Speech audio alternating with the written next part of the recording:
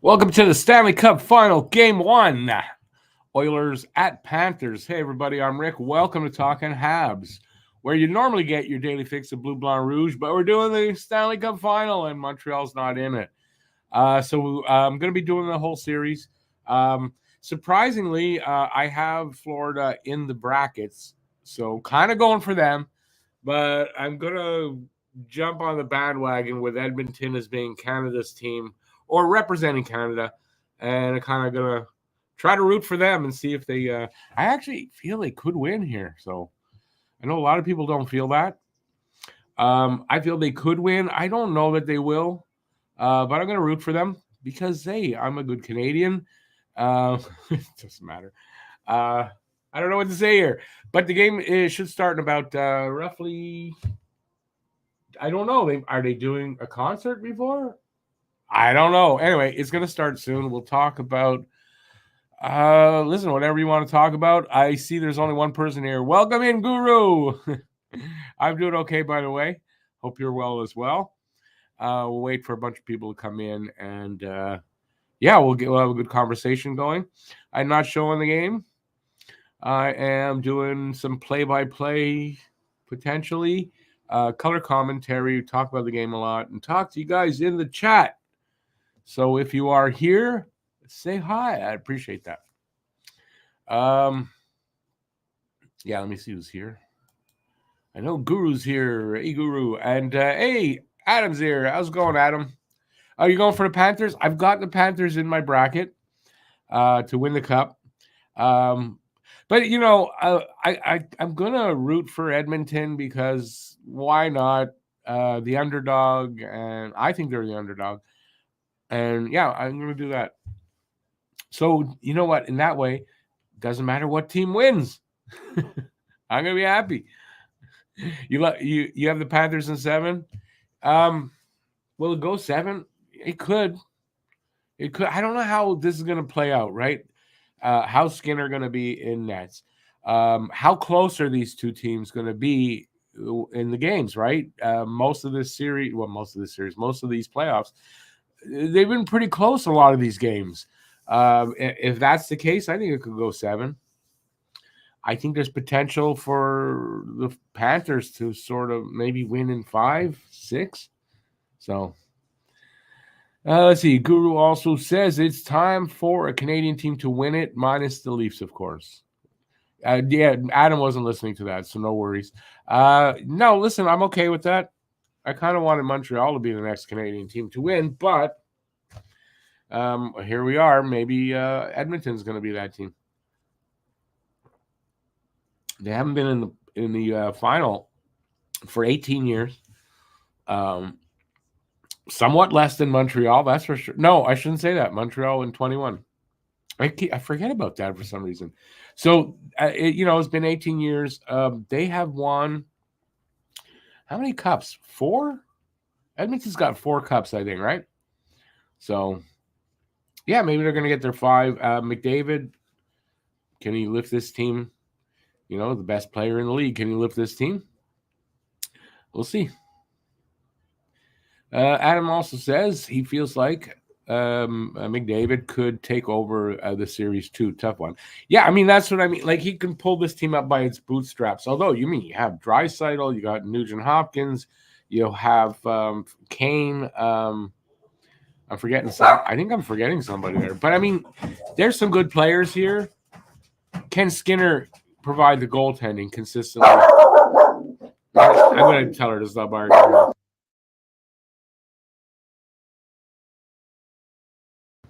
No barking.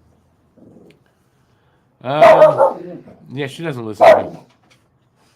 Hyman, that's the guy I'm forgetting. Hyman. Let's see.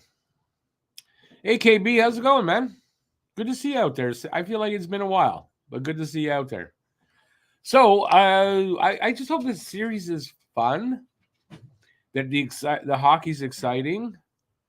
I mean, if that's going to be the case, goaltending is good. All around is a good series. If that's the case, I'm going to be entertained. I don't really have a dog in the fight except for actually Florida, I guess, because of the bracket. I want to win the bracket contest. I didn't check in a while. I think I'm in first still because I went 11 of 12 of the first series, and then I got of the first 2 rounds. And the third round, I got 1 and 1. I went so. Wait a second, Danielle Berry. Hey, how's it going? Good to see you out there. And welcome to the channel because I want to say it's the first time I'm seeing you there.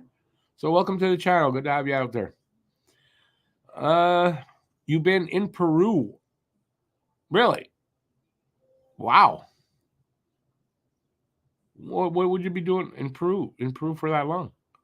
Working out there, I would imagine. But awesome. If McDavid isn't in beast mode, will he be invisible? Isn't that usually something how it goes with McDavid, right? You know, if McDavid's invisible, yeah, that I mean, he's got. There's got to be a little bit of pressure on him, right? He must feel some to perform here, right? Greatest player in hockey, as they say. He's got to perform here, and there's just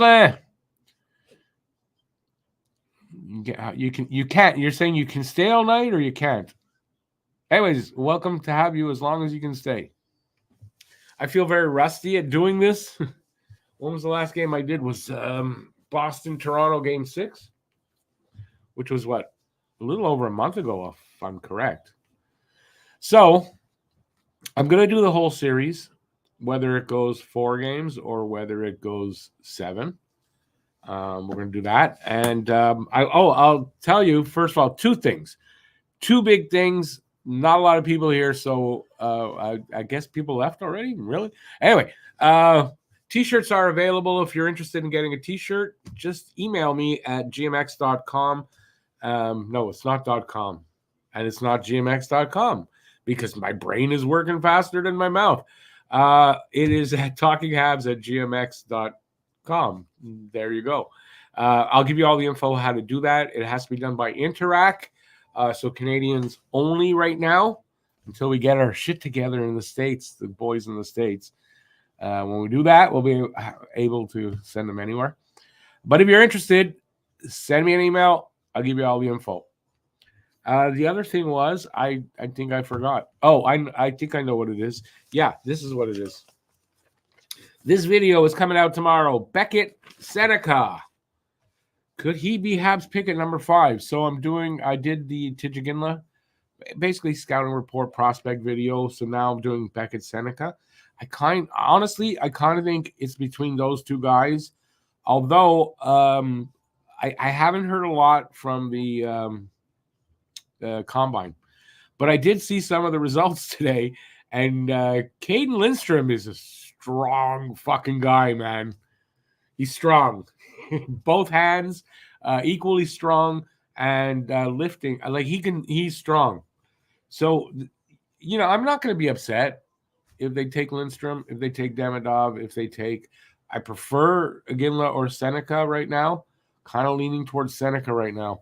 But I mean, one of those 4 guys, and I think they're guaranteed to get one of those 4 guys. I'm going to be happy.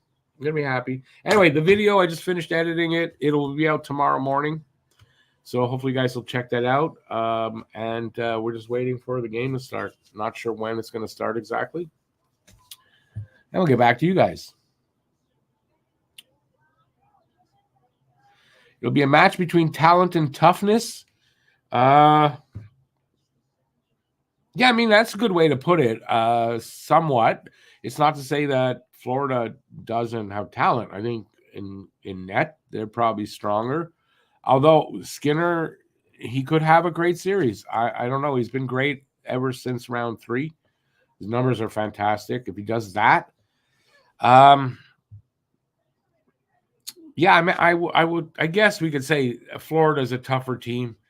But, if they give the penalties, if they give the power plays to Edmonton, that could be really damaging. But one stat, Oilers, I believe, best power play in the playoffs this year. But I think I saw the stat was the Panthers had the best penalty kill. So it's strength against strength. It's probably going to be a pretty close series.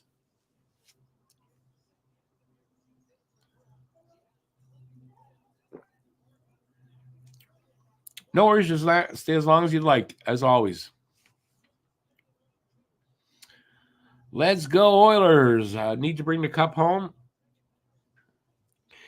As a Habs fan, I'd prefer Montreal doing it.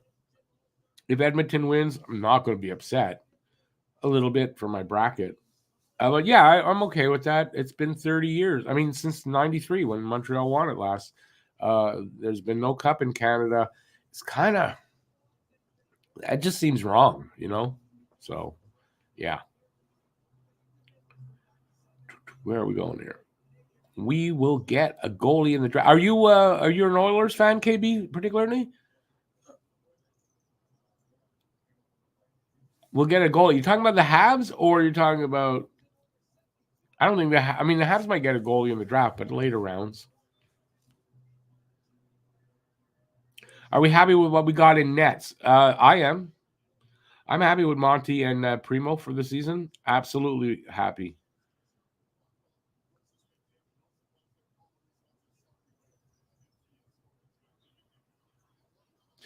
Just a good point, and it's not only that, right?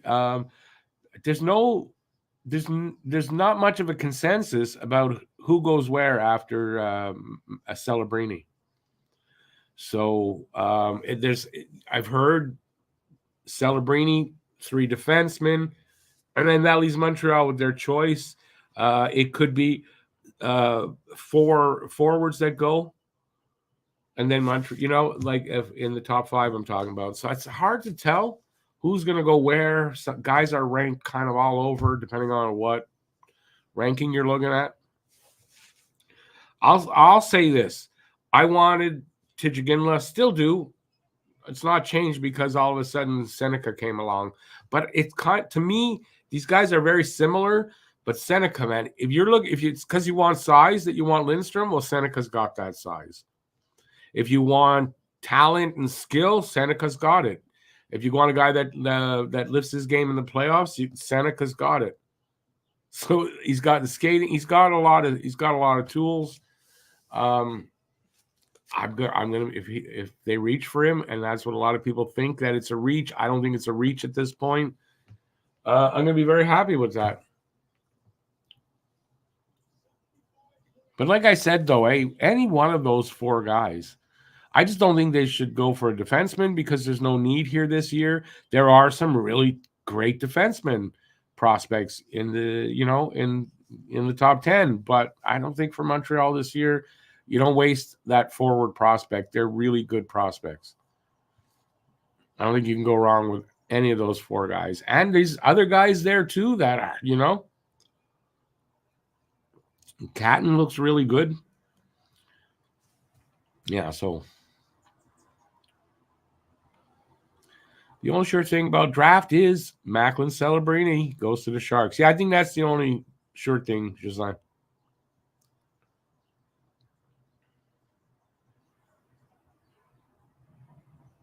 Well, Giselle, some of the forwards have red flags. I'll tell you, Demidov hurt his knee, or not like late in the season. He hurt his knee. Was second time, I believe, this season or the past season. There's an issue there, maybe. Lindstrom broke his hand, had that issue, and there might be a back issue there. They're red flags. They're 18-year-old kids.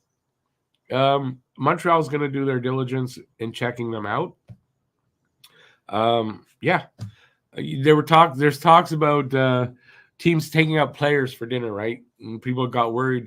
They took out Lindstrom. Columbus Blue Jackets took out Lindstrom.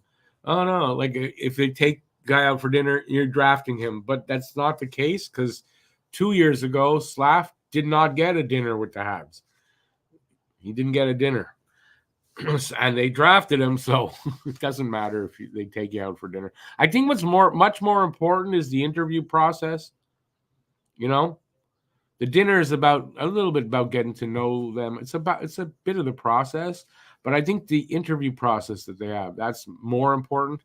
Partly the combine, depending on how, it can tell you maybe about a player a little more than you knew, and it could be impressive. Or you can find out where, if you're picking a guy, where he needs to work on physically and this and that, right? But I think the interview process here goes a long way. And then just before the draft, they do it again. And those are the things I think go a long way. National anthems, I think, coming up here. I'm watching it on TV. So I'm getting it probably earlier than you guys, than most of you anyway, which is odd. It doesn't happen often. But so anyway, I'm looking forward to this game. I kind of miss live streaming. I haven't done many live streams lately, but I'm going to do all these games and whatever else comes up. Doing the Wednesday and Saturday shows, it doesn't really make sense because nobody's watching because of the games. So I'm going to wait till this is all done before we get back to our Wednesday and Saturday schedule as well.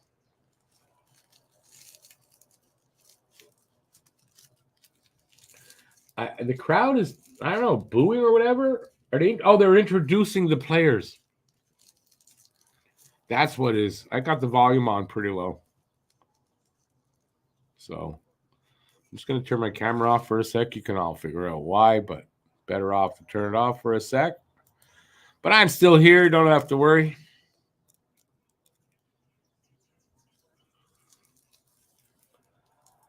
McDavid got a nice cheer considering where they are. He got a cheer and some booze too.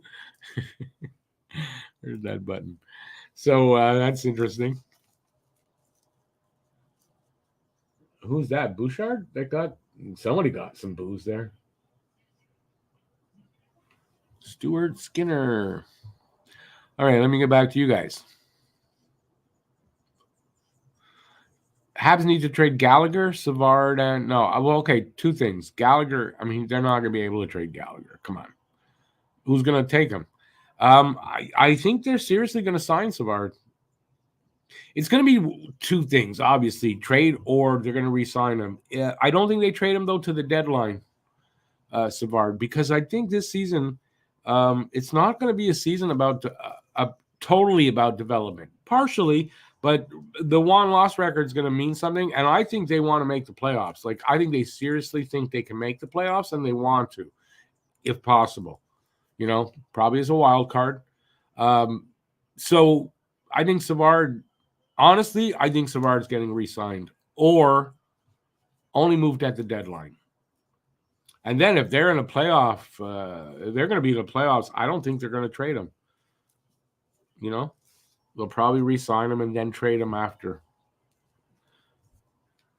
Re-sign him so they don't lose him for nothing and then trade him after. But anyways, that's what I think of Savard. Gallagher, I don't see how. Maybe buying him out. I think buying Gallagher out, they can do. It's not going to be that expensive, but they don't want the dead cap. So, you know, and listen, Gallagher, you know, you play him on a third or fourth line the way he played last season, you know, he can play out another year or two of his contract.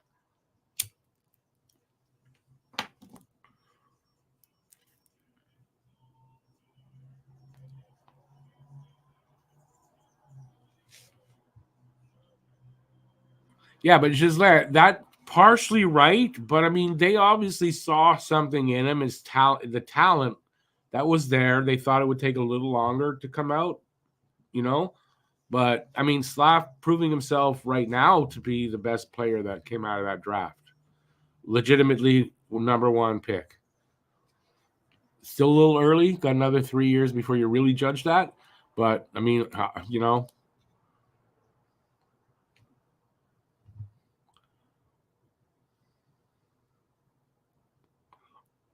Matt Outdoor, we're not really doing that, but hey, you know, Oilers 4-3, that's what he's got to win the game tonight. I wonder if it'll be that much scoring even. It's been a low-scoring playoff in general, I find. Just the games I've watched. It's just like you need to add stuff to Gallagher, and you're probably going to have to add something really good and not get a good return. So I don't think they're going to do that. Until they're like a playoff contender regularly, which is not for another few years, probably. You know, consistently doing that. I think they'll make the playoffs once they get in the next time. But till that happens, Gallagher can stay here. It's not really hurting you. The cap's going up to 88 million. That's going to help a little bit. I think they're fine. And then when, there's a year left, I think the last year or two of the contract, you can probably move him at that point. If he's still playing and if he's not on LTIR. Savard could be a trading chip, yes, but I think they're going to hang on to him and hang on to him till at least the deadline. And then, depending on how things are going, they might move him and they might re-sign him. I'm not going to guarantee a re-sign, but I think they keep him till the deadline as a minimum, and maybe the whole season. Because a guy like that, after next year, I don't know if the return is huge. You might let him walk if you're in a playoffs. You might let him walk and then try to sell his rights after.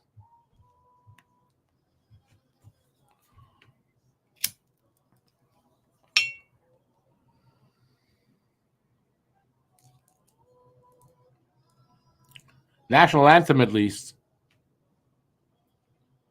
They're in Florida, so that's the first one. It's the Canadian one.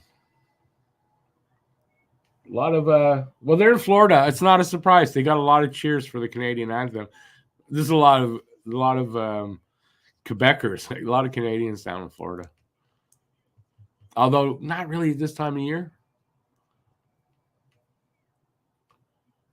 Anyways, if you're here, say hi. And if you're interested in I'll do that again. If you're interested in a t-shirt, I don't have the ones that I'm wearing but that one over here, I can't get it right.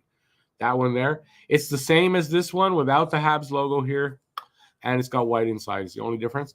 But if you want either one, I got a dozen of each ready to go. Email me at talkinghabs@gmx.com. I'll give you all the details. Got to be in Canada because it's done by Interac only right now, till the American kids get their shit together, and then we'll be all set for everybody. So yeah, if you're interested in a t-shirt, let me know.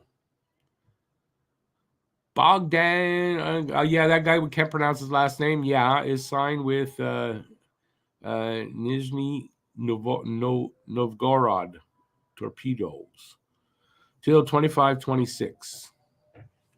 I think he's a defenseman. I don't think there's a problem here with defense. Like, I don't think if he doesn't get here right away, there's not going to be a problem. KB, how much are we selling the t-shirts? Okay, I got it. Okay, this is what I think. It's one or the other because I'm not sure. There's two kinds. One is a Fruit of the Loom. One is Gildan t-shirts, and they're really good. I've had them for a while. They're really good. They wash well. The Fruit of the Loom, I believe the Fruit of the Loom is $65, shipping and taxes all included, and the other one is $60. Same thing, shipping and taxes all included.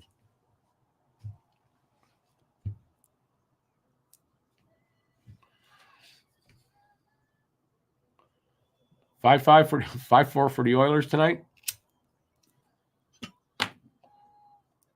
I gotta say, I'm gonna be surprised if there's that much scoring tonight. Not that it's a bad thing or anything like that. Just I don't see the game being that high scoring. But then maybe I'm always wrong anyway. Well, I'm wrong sometimes.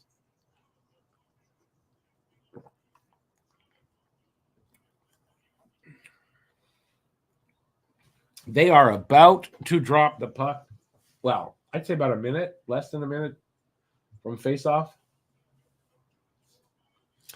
And the 2024 Stanley Cup Finals are going to be underway. I wonder when the season started if the NHL knew that it was going to be Florida or Edmonton. It's not their ideal matchup. I would have been, oh, God damn it. We don't want that. But you know what? It's something different. As far as that goes, it's something different.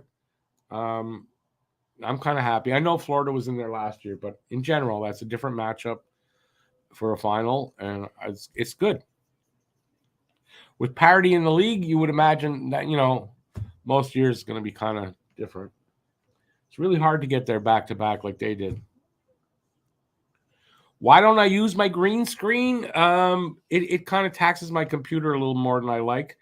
So, yeah, I know I have it, and Just I have an actual green screen, and but yeah, takes away a lot of the room too for me. So I'm stuck kind of in here. Can't show the t-shirts really. So Phil, you are in time. Wonder Phil is here. Everybody can calm down now.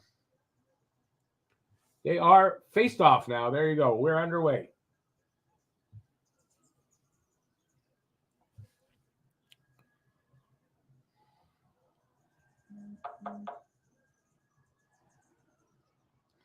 Just like I'm a cheapskate too, so don't worry about it.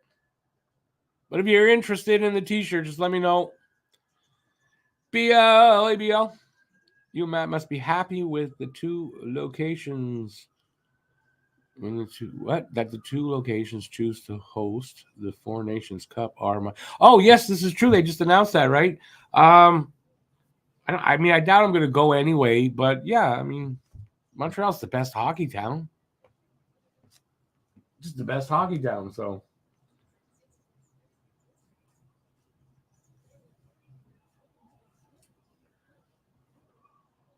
far, they're still showing the lineup there.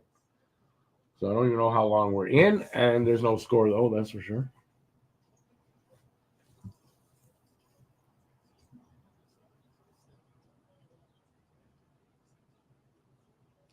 Pace looks pretty good. 2 shots for Edmonton. We are a minute 15 in.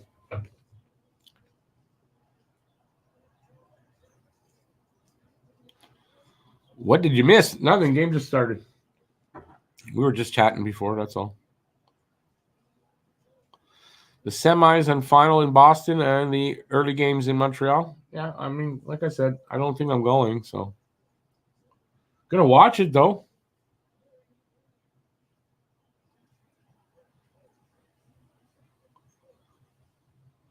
Did I play the goalie position? No. Why would I play goalie?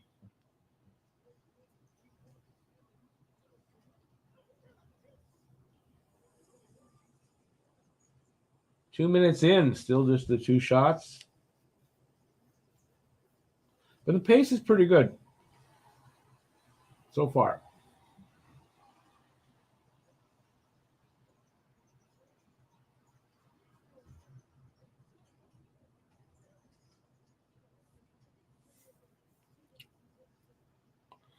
Both teams have almost the same colors. No, they don't. There's no red on in Edmonton, and there's no orange on Florida.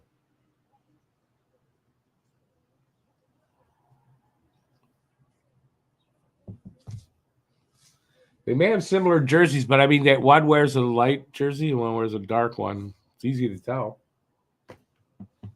But I mean, I don't see how Edmonton and Florida have this similar jerseys personally.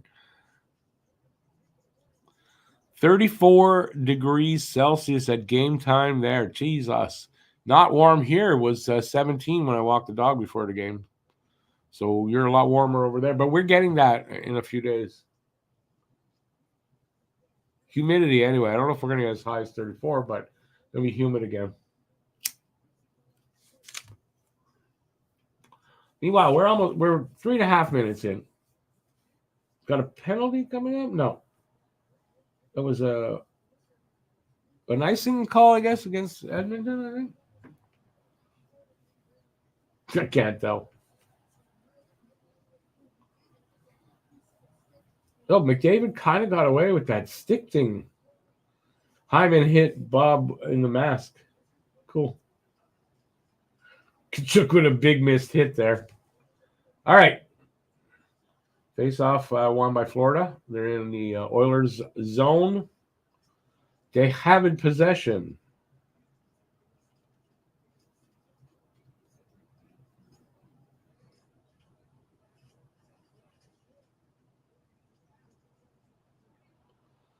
Florida pass up to the line. Nobody was there. Yeah, I mentioned it just before. They had it on. I don't know. I guess at the beginning of the game, 88 million. So they put it up. Oh, scored. Florida scores. Verhage. Did not see it because I turned away. 4 minutes in, Florida up 1-0. Now, you know, the stat, at least that was second round, the stat was 75% of the games won by the team that scores first. But it is not a hard, fast rule. So we'll see. Here's, they're showing the goal finally. Ooh, I think Skinner should have had that, actually. Let me see it closer. Yeah, it went cross ice. Skinner was going, moving over, and I think it went through the 5-hole. Or as Jake Allen calls it, the triangle.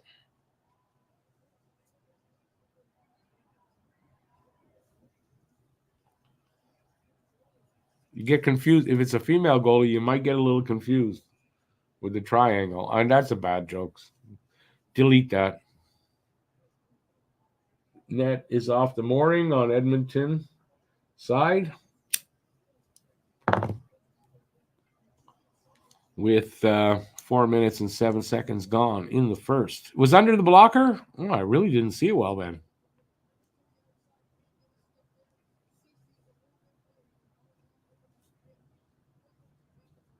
Either way, it's a goal. One shot, one goal. Stuart Skinner. Is he reverting back to the bad Skinner? Skinner!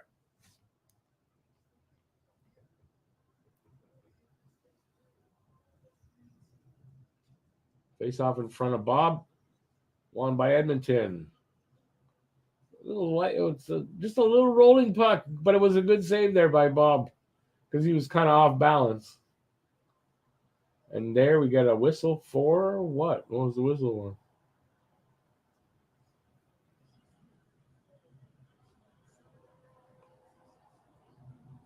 for? I could not tell you what the whistle was for.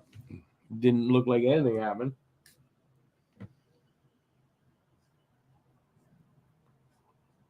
Was Verhaeghe's 25th career playoff goal.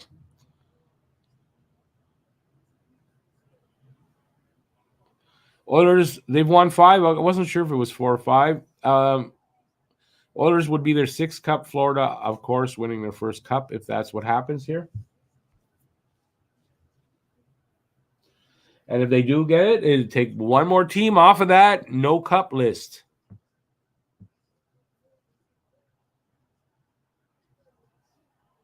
Decent save there by Skinner.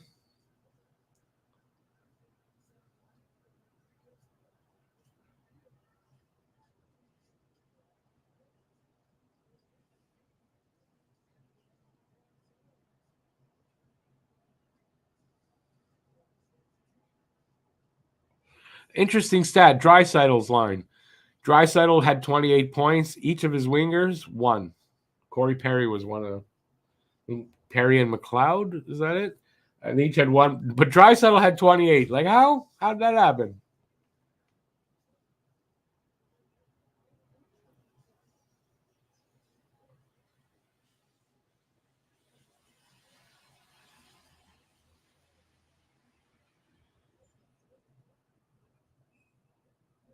Icing against Florida. 14:22 left in the first. Yeah, I just already had that about the Habs. Don't worry. No power play. Oh, there, just now. Oh. Henrique on Ekman Larson. No power play on that. Wow. No, that should have been a call. Perry didn't play all the games. Granted, Aki, you're right. Welcome in, by the way.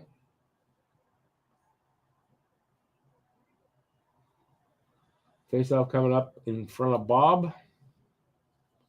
He made a save. I didn't see what kind of save. Is it here? They're showing it. Yeah, good save there by Bob off McDavid.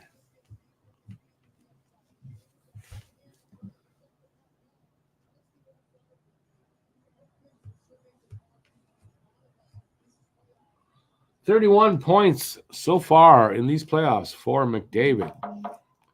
Pretty good points total.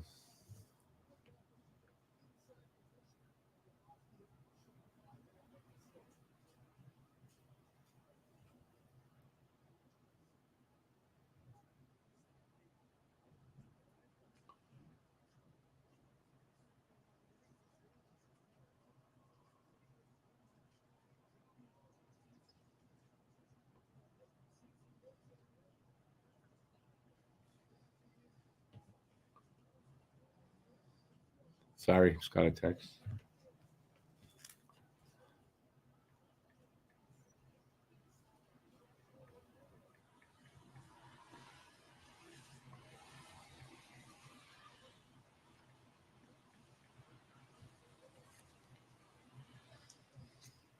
All right, let's see. We're 13:20 left in the first. 4-2 are the shots on goal. Edmonton is up on that, but Florida's up 1-0.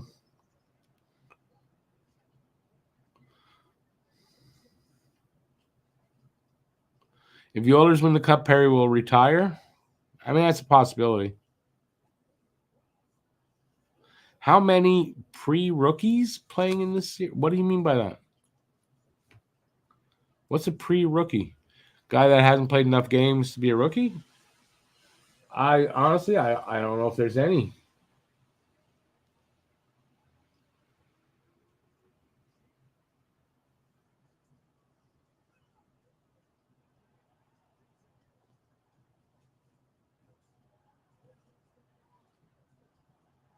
Perry will go until there's no more players' mothers to fuck. That was just a stupid rumor anyway. I'm just making a bad joke.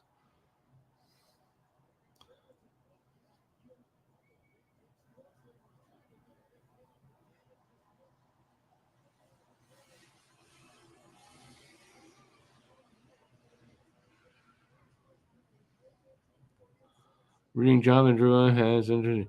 Yeah, okay. Well, when that happens, Phil, I'll believe it. And honestly, if a team signs him at 5 times 5, they're making a mistake, in my opinion. Kyle Pozo. Oh, yeah, didn't he get traded at the deadline?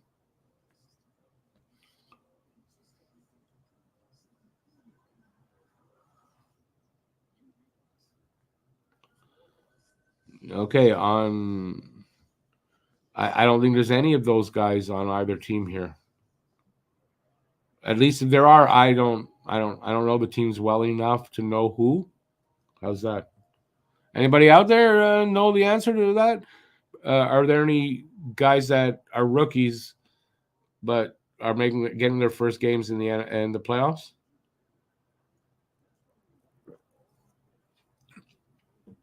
Stanley Cup Final, man. BL, the hitting goes up. You side drew at 10 times 10, and you'd lose your shirt.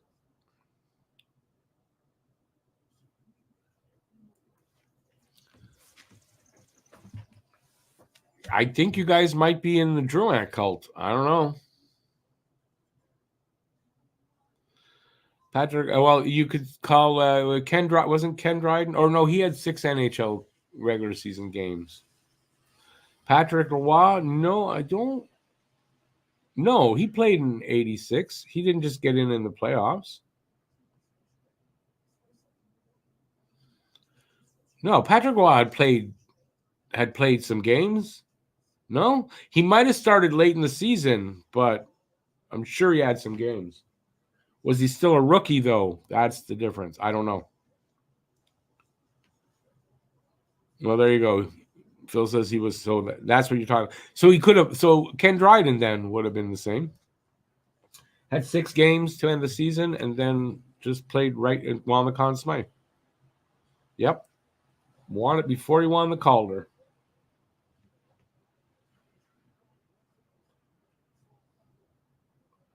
Florida power play. I didn't see why they're getting a power play because I didn't see it. Let's see, almost 30 seconds gone in it. I'm not sure what Edmonton's penalty kill is like, to be honest. I know Florida's got a good one, which could, if that's the case, could negate Edmonton's power play. And if their power play, Florida's, is good enough, that could make a big difference.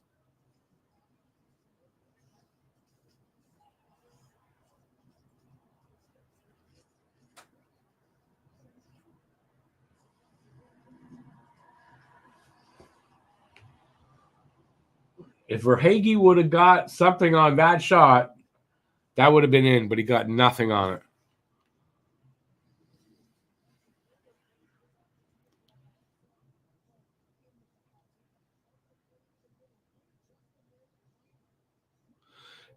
Yeah, no, that's what's in the bubble days there, Phil. And those aren't necessarily rookies. So you gotta, whatever you got to make sure you know what you're saying. You said pre-rookies, Black Aces. I don't think they have any of that here in this playoffs. They might have a few players that they were able to call up. I don't know. I don't know how it works anymore that way in the playoffs. To be very honest with you. I know because of the bubble teams, it was because of the COVID stuff that they had these extra players available.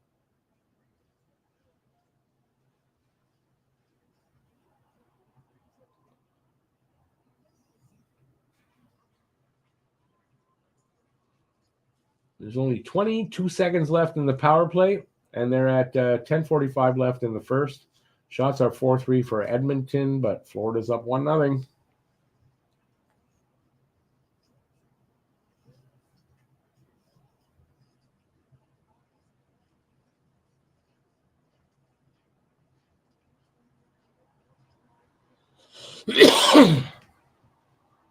And Edmonton kills that off. Only one shot for Florida on that power play.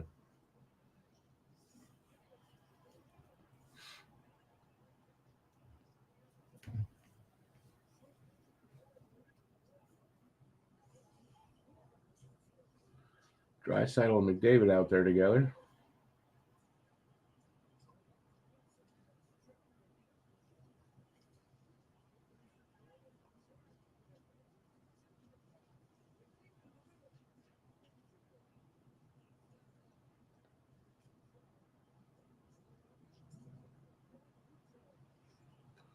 A one-timer, I think from Bouchard from the line, but it hit something and it slowed right down, and Bob just grabbed it with his glove.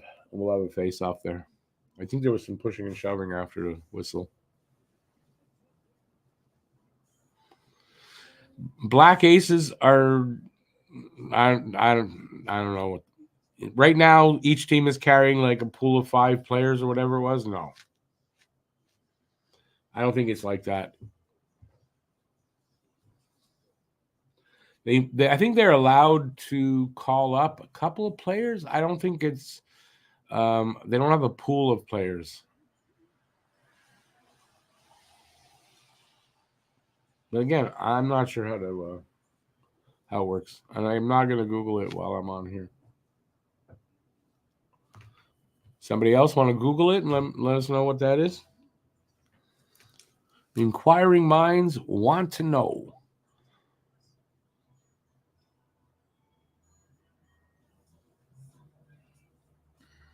No, a team is not allowed to call 8 players up to sit on the bench in case they need them. No, I'm not buying that.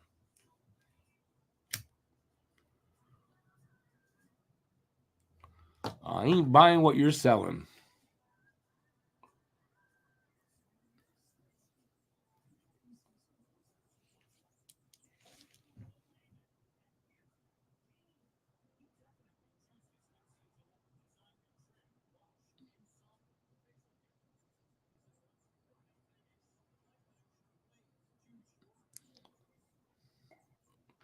They can't expand by 8. That's ridiculous. I know it's not like they have to have a reason though to call on these guys.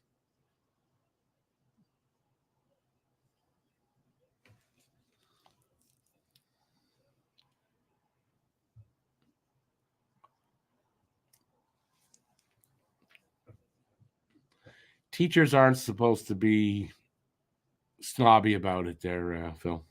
Sorry to say. If you want people to learn, better off to be less snobby when you're trying to teach them something. I mean, I know they're allowed to have call-ups like in baseball, right? They do the same thing too, but it's not like it was when you say, I guess it's the Black Eight. I mean, I guess it's the same thing. It was just not in the same way that they did it in the bubble. I think that was my point too. And I just say I don't know how many they're allowed, but I don't. 8 sounds like a lot. I'd believe 4. I don't know about 8.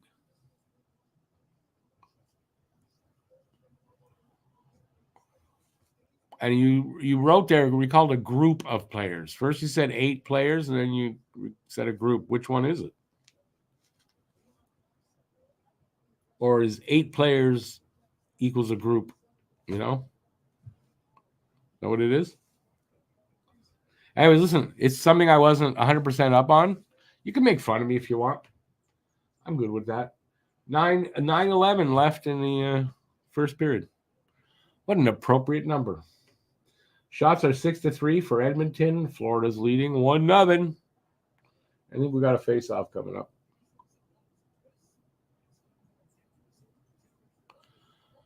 I was voting Articlia, old man. Because I tend to read what people write. That's what I got. Phil is the king, though, of typo. He loves typos. You were quoting articles. Now, I get what you were quoting. 8 sounds like too much to me. Whether it's true or not, it still sounds like too much. And I have trouble believing it. That's all.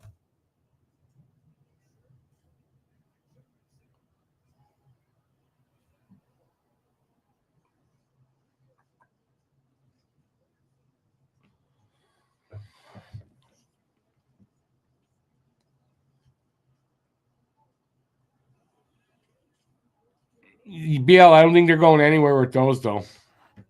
20, 30 years ago, more than that now. Jesus. McTavish, Huddy, Anderson, Lowe, Smith, Gregg, Simpson, and Rollison for the Oilers.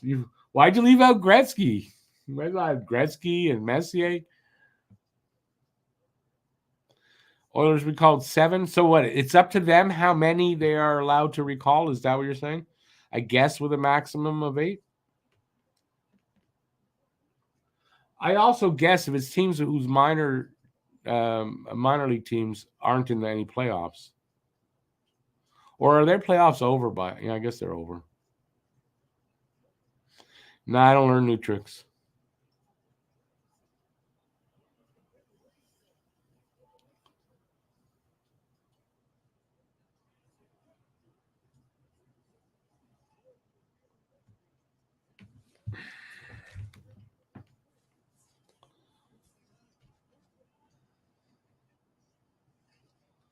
But anyways, like you say, they don't practice with the team. They're just on the roster for emergency call-ups for injury.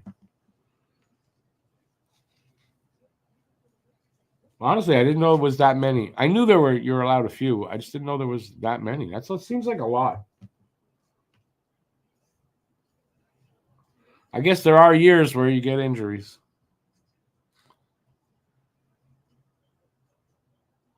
Although, are they allowed to, like, if they just want to shake up the lineup, can they just have those guys come in for that reason alone?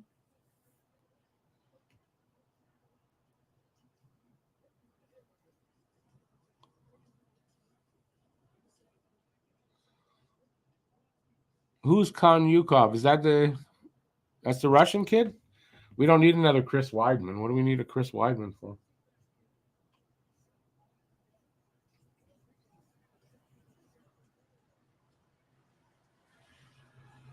Six minutes left in the first. Shots are 7-3 now. Not a high number of shots. But from what I understand, a high number of hits.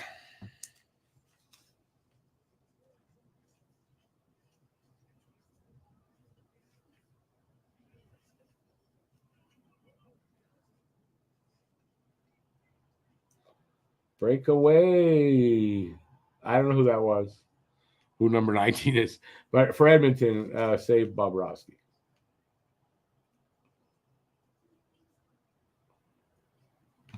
Who is that? I can't see. Oh, it's Enrique. Enrique with a breakaway. Nada.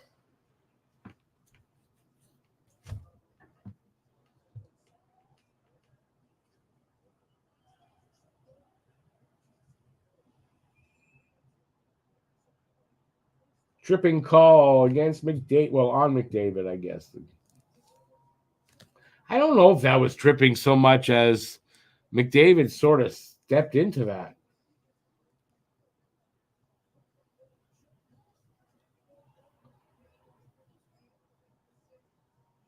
Pad save Bob. Oh no, okay, that was tripping. That was tripping.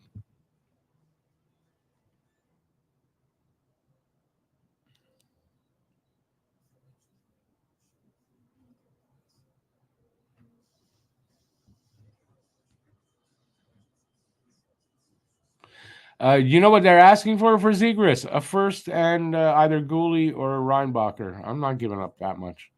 That's an overpayment.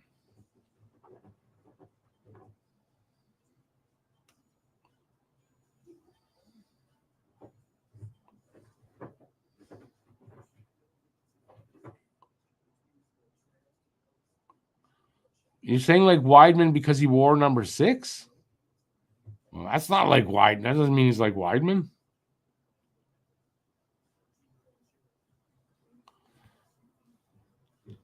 No worries, Aki.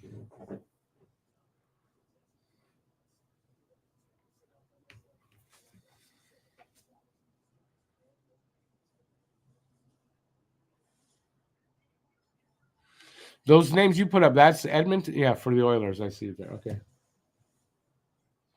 So they're just allowed, they can't just bring them in, though. They have to have a reason, if I'm correct, right? Got to have an injury or something.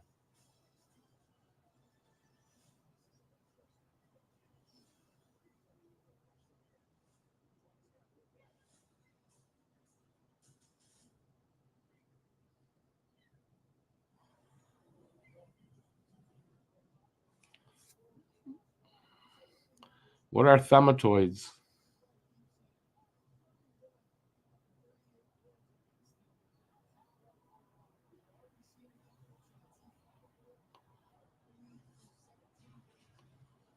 Well, Phil, that's not what I asked.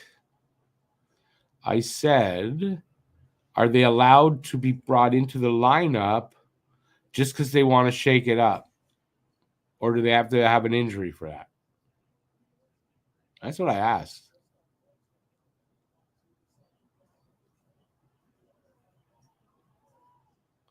Snake Boisvert, he's an idiot. Trevor Connolly's not going at top 5. I mean, that's ridiculous. Ah, okay. Rheumatoid arthritis. Oh, that's different. But again, I just reiterate that, I read what you write. Sorry.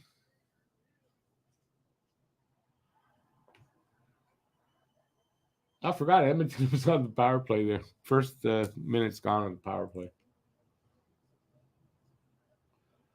So you got a power play. Tie it up then. Big save off of McDavid. No, wasn't McDavid. Nugent Hopkins by Bob.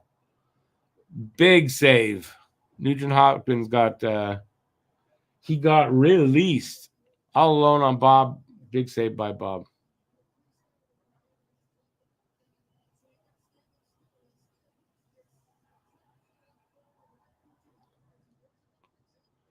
Yeah, JFed. Yeah, they're trading number 5 for Natchez, Line or Zegras. They should just resign the GM and president and just go home.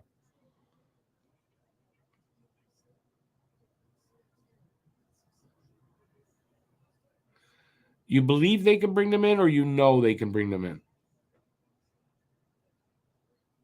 Yeah, I'm not saying because of salary cap. That's not what I'm saying.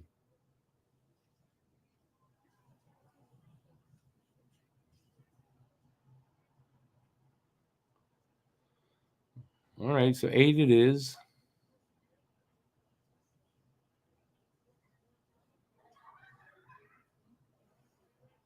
Aki says only for injury's sake they can be brought in. I score 1 for me because that's what I thought.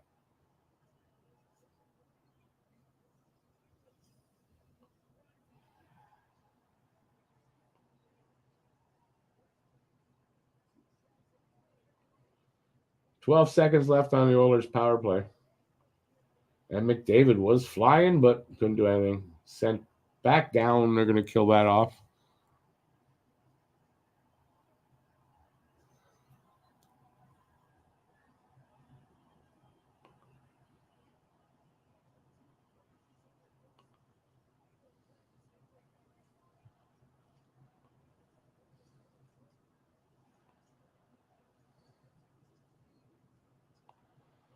Yeah, Bill, we agree on that then. Leave Zegras. Yep.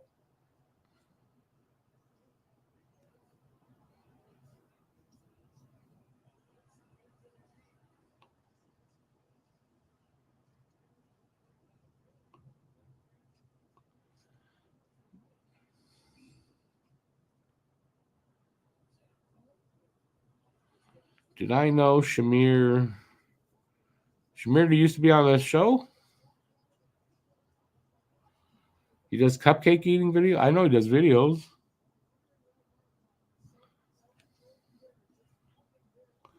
Like the Jets guy in Brooklyn Nine-Nine.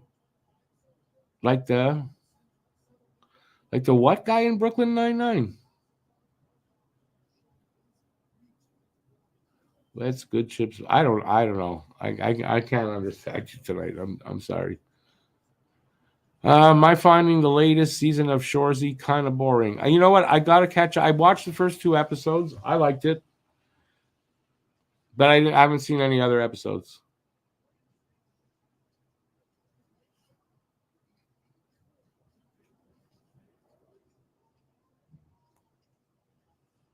Under 2 minutes left in the first. Edmonton's up 11-3 on the shot clock. So Bob is busy.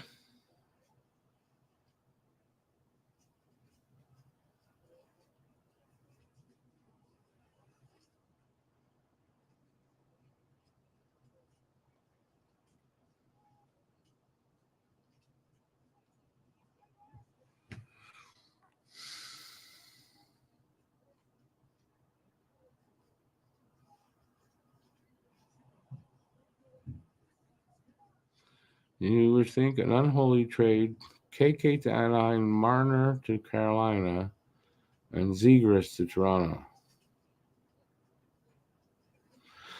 There would have to be a fuck of a lot more than KK just to go to Anaheim.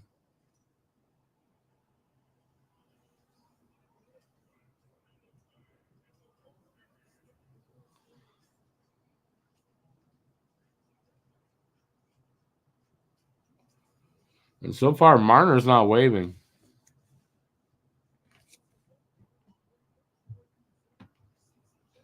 42 seconds left in the first. Still 1-0 Florida.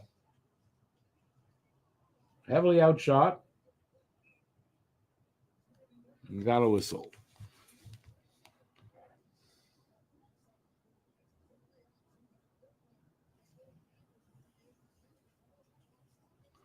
No, Zegras, we know what Zegras would cost. They already told Montreal. Montreal's out of the Zegras race because they said what they wanted from Montreal. And Hughes said, nope. So it's not realistically or whatever. We know.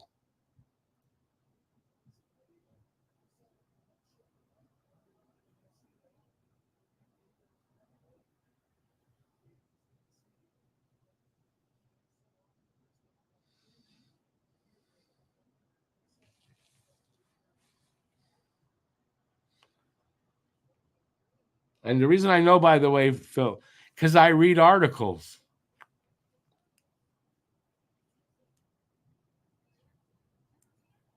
So obviously, we don't read the same articles.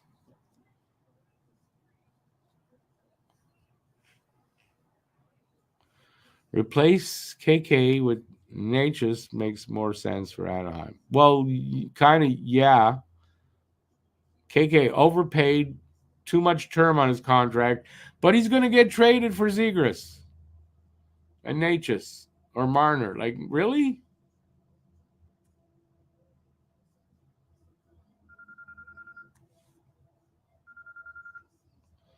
It's pronounced Chowda with an AH at the end.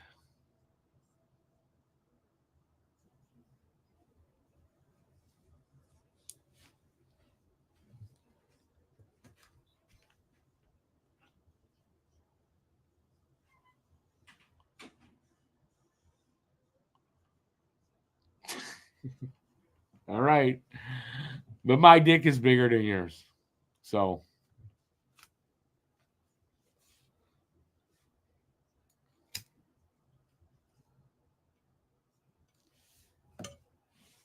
I'll take that.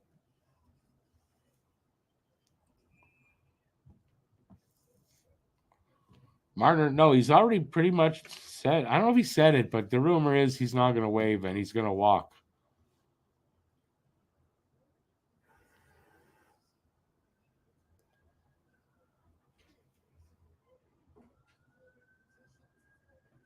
Aki, I hope you.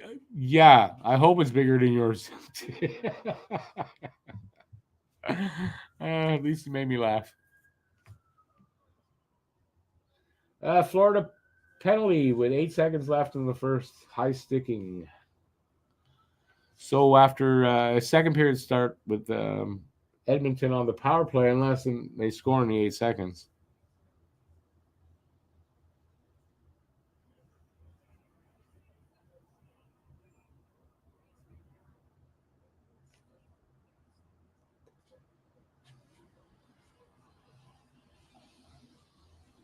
I think, by the way, chowder in Boston comes from long time ago, like probably 150 years ago. They would sit down, and if you want, when they made it, and they would tell them, "Hey, listen, you want your chowder? Chowder." That's the best I could do.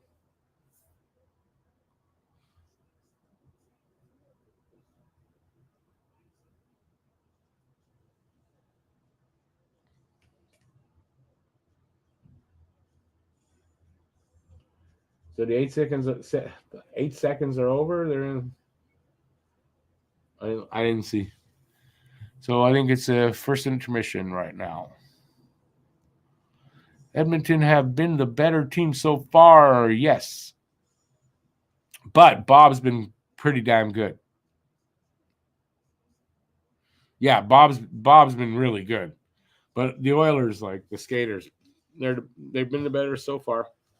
Yet Florida's got a goal, and it just started raining.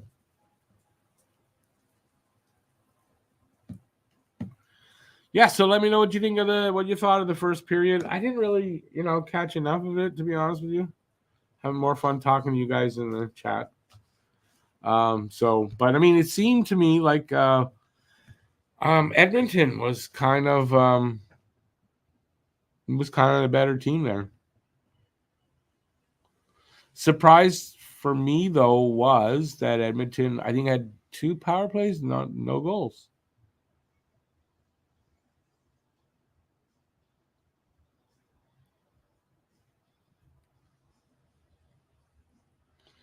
Bob, I think it's 10 million. Didn't he sign an 8-year deal, 80 million when he went to Florida?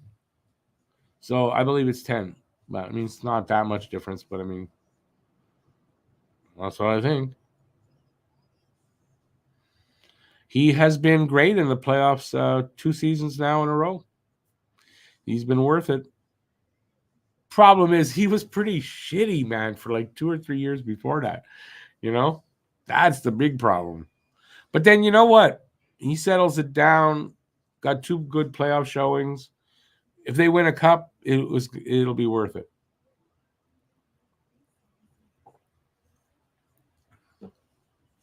But it's a bit of a big if, because I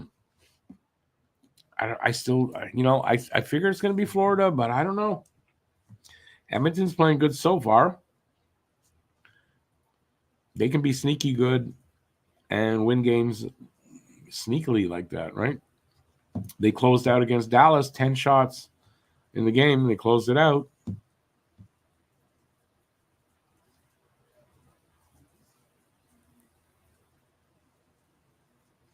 Oh, is that why I see Dagenet on Twitter, like stuff about him is because his kid got, okay. Now you answered. Like, I was wondering, like, he's kind of random to have pulled out to have in these tweets that name, Now I know why.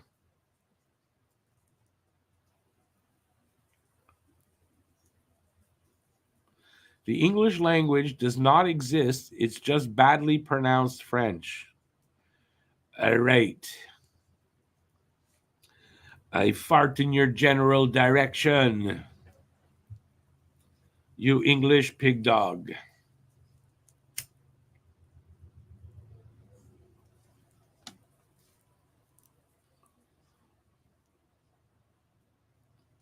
So now I don't speak English. I just speak badly pronounced French.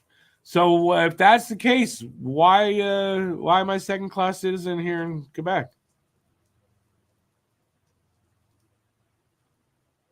Oh, that's from. I thought you were serious. Actually, English is derived from many languages.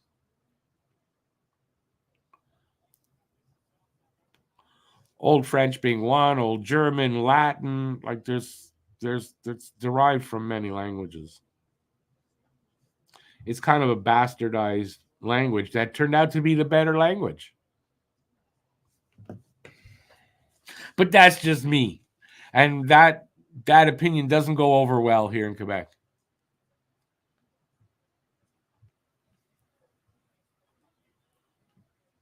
Yeah, except that Gislaine, that's not an exact translation. A chamber could be anything. A chambre in French is a bedroom, is it not? Now that could be my education not great in French, but I always thought you were saying a chambre, it's bedroom. If it's a room, it's in a salle.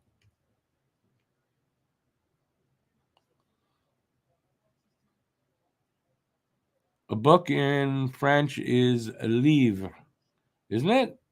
The hell is what's a bouquin? I never heard of that before.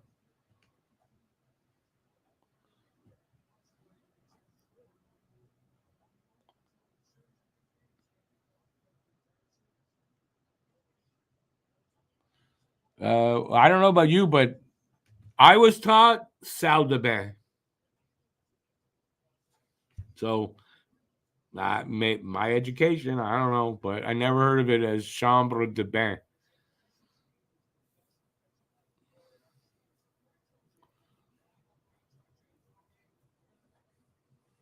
What province are you guys from that is chambre de bain? When I went through school in my French course, whatever French I took, it's salle de bain. So in other words, you guys taught us the wrong words. Nice. Bouquin, an old form of leave. Okay. Was he talking about betting? Yeah, I'm making a lot of money from the gambling. Yeah. Can you believe it?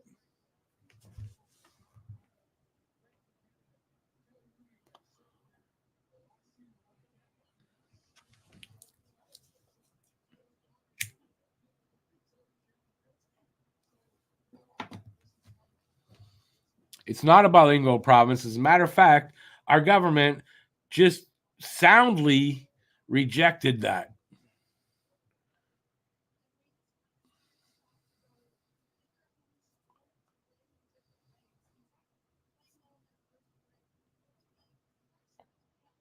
No, I don't know about toilette. I know eau de toilette. Of course I know. There's a difference between proper French and Quebec French. But they want to preserve the bastardized version of French and tell us we're wrong. Yeah, that's okay. Because that bullshit's coming up again, you know. Got to come up again.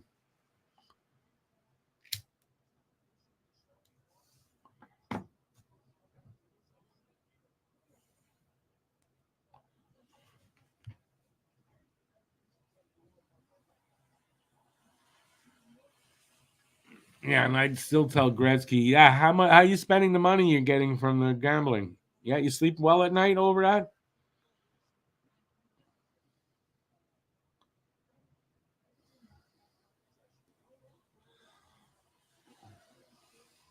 Okay, so we're saying what Bergeron is Barkov better than Bergeron? Geez, I don't think so.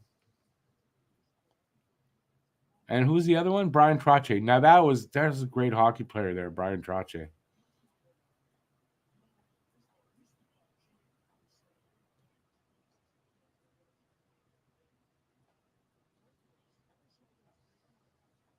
Do I prefer you use French like that? No, I just prefer that you don't use it at all. How's that?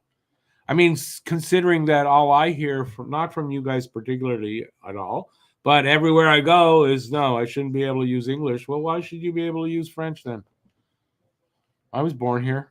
No, I wasn't really, but I'm Canadian.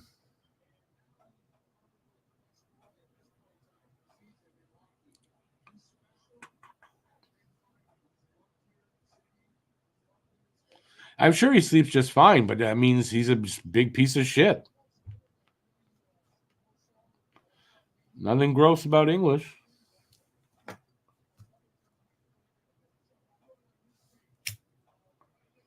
I just kind of find any language that is forced upon you gross.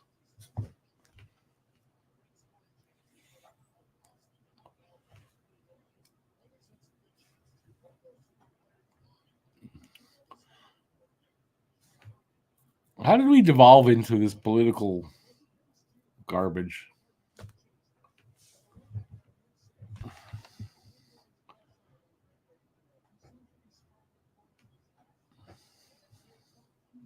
Never said I couldn't speak French or understand it. Just say, why should I have to do it when a gun's pointed at my head?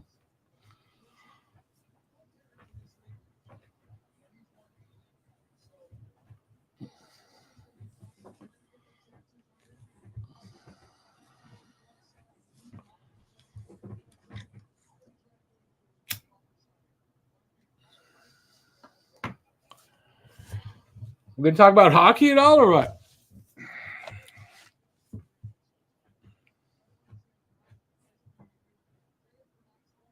You see no gun? You don't see a gun because you're French? Of course you don't see a gun. I've had a gun to my head in French for 48 years. Okay? You can say anything you want about that. But I just go, doesn't mean anything to me what you say. I know what I've gone through. And continue to go through, and it's probably maybe a little worse now. Yeah, I said I don't know how we devolved into this, but I'm sorry, I don't back down from one of those arguments. I'm never going to.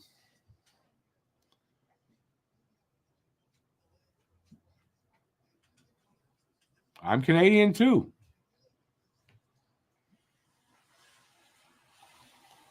Now, you know who the real Canadians are? Harry Rice. That's the real Canadian. We're just immigrants.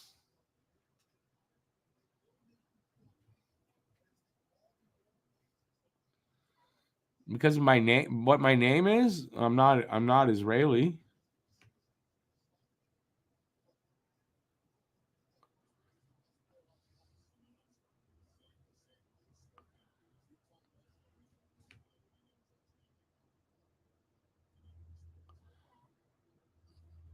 Yeah. I agree with BL there. But yeah, Harry's Mohawk. As a real Canadian. Although I don't think it would have been, well, I don't know if it would have been called anything like that. I don't know what they called it back then.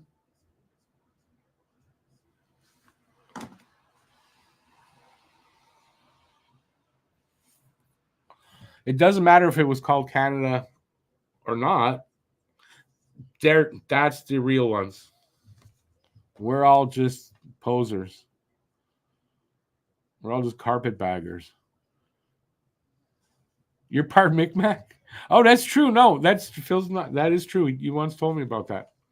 Yeah, no, there you go. There you're part real Canadian then. See? You can actually say that then. We're not all, you know what? Surprisingly, and when I was a kid, I met a few male Canadians who did not like hockey at all. And I was like, you're not really Canadian then. So, yeah.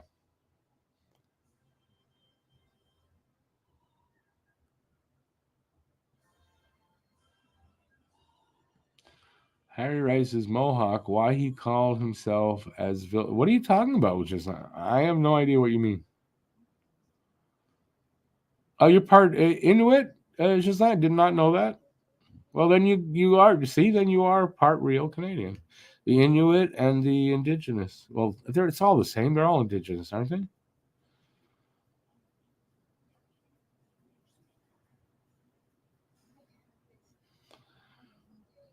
The sexy part, I mean, we don't know that this is true. And that's subjective.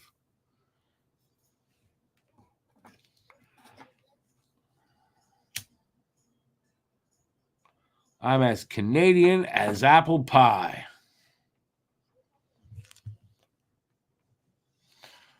You identify as a poor fisherman? That's cool. So how do we refer to you?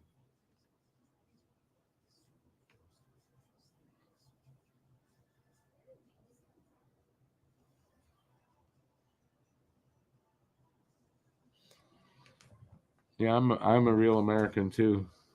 I'm not.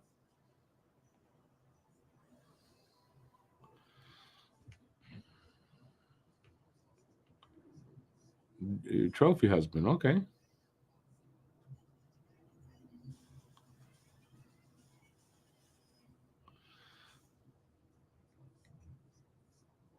Call me fish mail. Who wrote that? Call me Ishmael. I'm trying to think who wrote that. I can't. I never read it, but it's a famous book, isn't it? Kanata means village in Mohawk. Okay.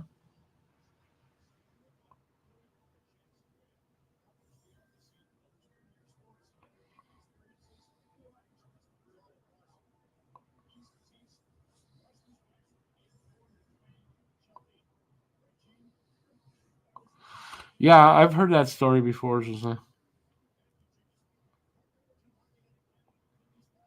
about a large penis. No, seriously, who was the author? I mean, that's like one of the classics, isn't it? No, that's an opening line to a book, isn't it? Maybe that's what it is. It's an opening line to a book.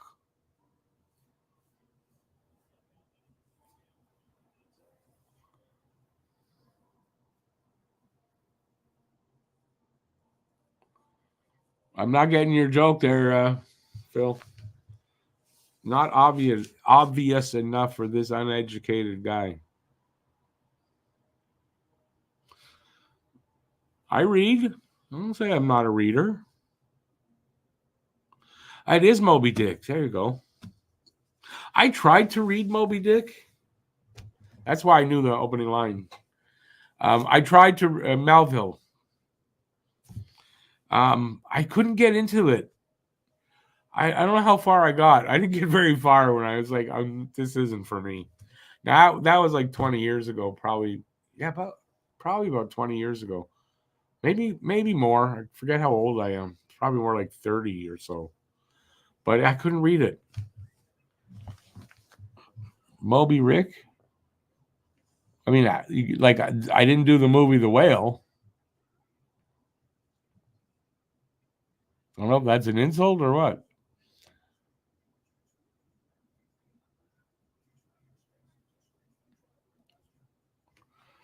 I would imagine it's coming back soon, the game. I would imagine. I hope so.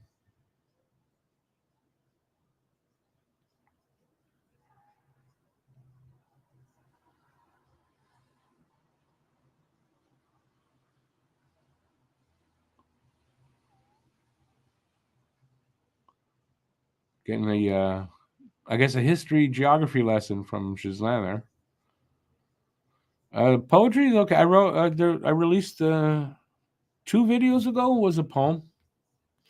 No, not 2 videos. My last video was a poem, and then the podcast. So yeah. As a matter of fact, it was the trailer on this. It's out there. Just came out 2 days ago. And tomorrow, the Beckett Seneca video is coming out tomorrow morning. And if you would like one of these T-shirts, whatever design you like, if you're interested in a T-shirt, send me an email at talkinghabs@gmx.com, and I will give you all the information that you need. Please be from Canada, though. For now. Because the American boys, they just drag their feet too long.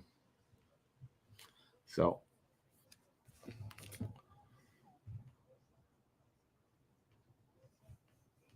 Any movie? I don't watch movies. I really don't. South Park, the new South Park movie, something about obesity. It was pretty good. There's a movie I saw. Where is Matt tonight? I have no idea. Yeah, he's at home. I have no idea what Matt's doing. All I know is nobody wanted to be here tonight to do the game with me. I mean, who blames them, right? Look how freaking whatever I am.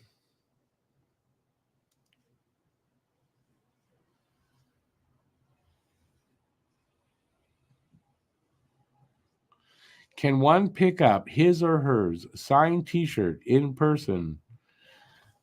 Can one do that? It depends. One can maybe meet me somewhere to pick up a, yeah. You know, speaking of which, I don't know why I just thought of that. I haven't heard from Doug in a while here. Doug was the only guy. I let him come here to deliver something, but anyway, I'm worried about him. I know it's not the first time. I'm just thinking of it again, but I haven't heard. I guess I haven't done a lot of live streams, but Doug hasn't been in here for a while. Hope he's okay.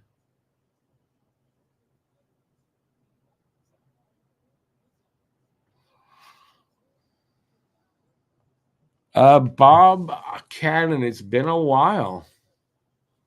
He hasn't even emailed me in a while either. The problem with all that is, right, there's a lot of people have, I have 3,730 subscribers at this point. But I mean, there's been like probably 6,000 over the 5 years because some, they come and they go. So sometimes people hang out here a lot and then they don't come back for a while, if ever. So it happens often enough that it slips, I can't think of everybody, It makes me think of, shit, I'm blanking on his name. Remember he had the brain operation. I haven't heard from him in a while either.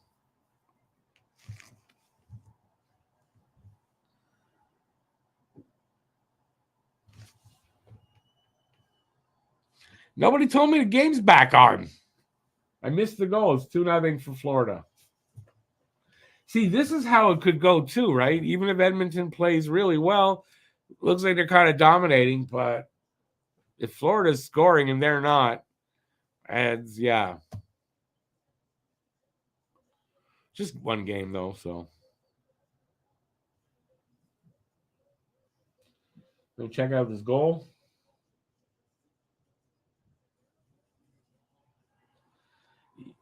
Yeah, I mean, Skinner kind of. I mean, this is the problem, right? If Skinner doesn't have a good game, they're toast. I kind of thought both goals Skinner should have had them.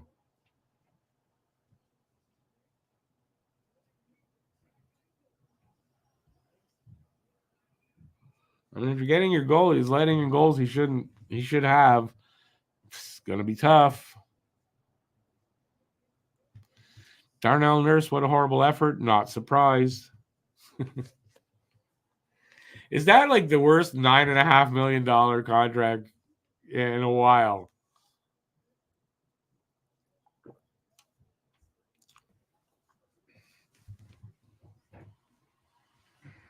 What was he thinking signing him to that? He was promising, though, I guess at the time. He was looking like he was really going to be good, but I don't think once he signed that contract, I don't think he advanced at all or developed any further at all. And sometimes that's the problem with paying guys for what they're going to do and not for what they've done consistently for a while.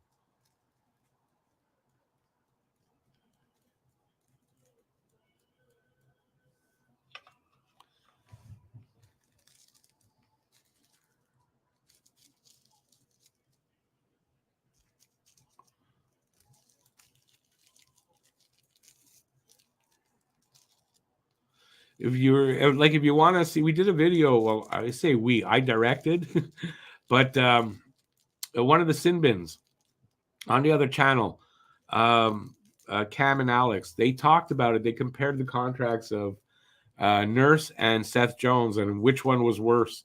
And they came to a consensus that it's hard to tell which one is worse, but probably Seth Jones is a little bit better performance. So it's a little better. So if you want to see what they said about it, check it out on Don't Puck with Media. Link is in the description. I think even for the sin bin, it's in the description. I don't know if it's for that one, but anyways, either way, just go to the other channel. You're going to see it. In the description is all the podcasts. We got 4 going on right now. 2 you might not be interested if you're not a Bruins or Flyers fan, but we do have 4 podcasts going right now. Man, Florida, 2 goals on 5 shots. Edmonton, none on 15. That tells you a lot about maybe how this series is going to go.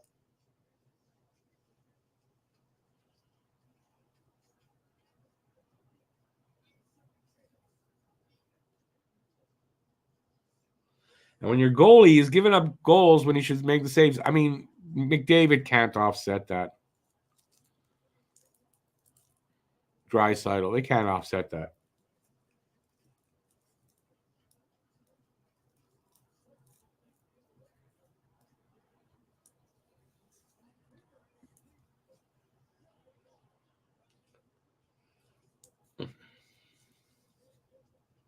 A little over 5 minutes in to the second.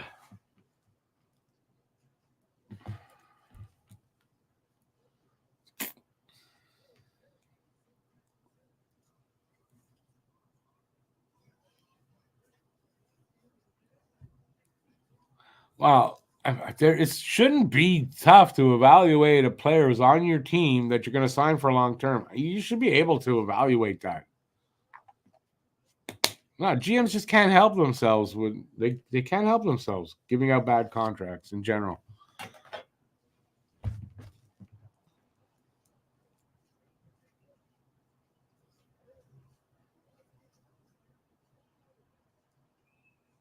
Puck went out. Face off in front of Bob. I think it's in front of Bob.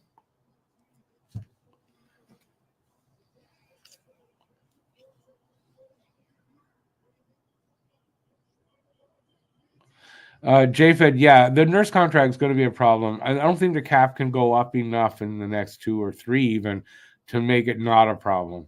Unless he gets better. If he gets better and he's performing, okay, but he's not going to probably. Funny to see Kulak. I'm used to it by now with the Oilers.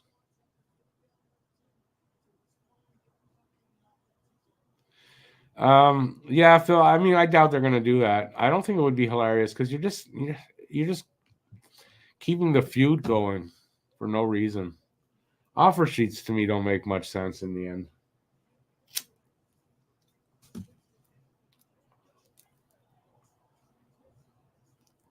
And yet, we've made trades with Carolina, haven't we? I don't know. 6.5 minutes in now. Shots are 18-6.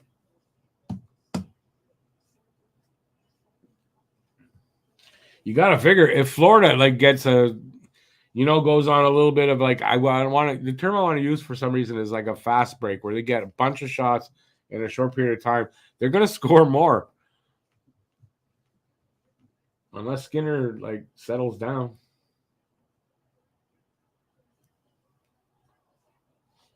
There was a good block by Bouchard. No, Broberg. Faceoff's going to be in front of Florida's net.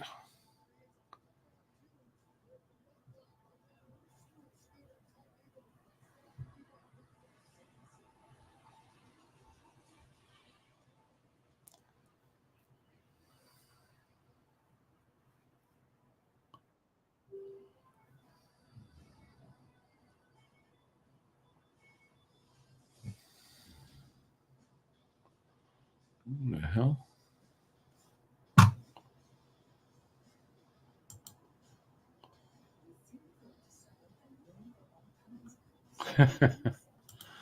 They're in our Facebook chat group.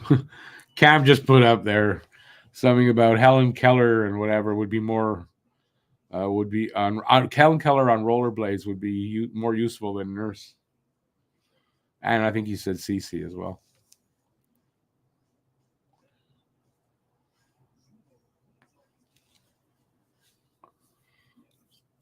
Yeah, Zegras, they already said what they want. We went over that already. The Ducks already told Montreal what they want for Zegras. And Montreal said nope.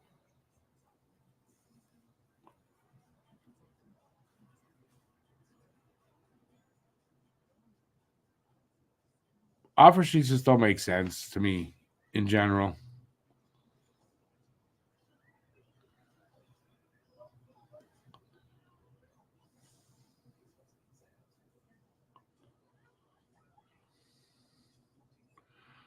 Who are you giving $10 million to? Natchez? No. He's not he's going to sign for 1 year. Don't think so. Hey there, Charles. Hey, it's been a while. Good to see you out there. You're an Oilers fan. I forgot about that. Hope all is well out there, Charles. Charles in Nassau, Bahamas.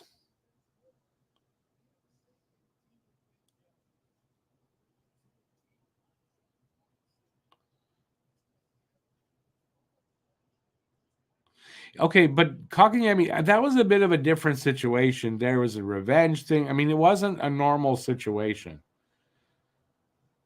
I mean, how many offer sheets you see there? Just 1 year.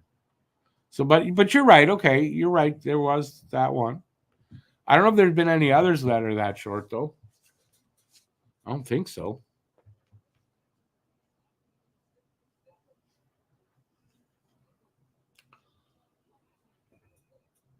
Every time I look over, there's a whistle.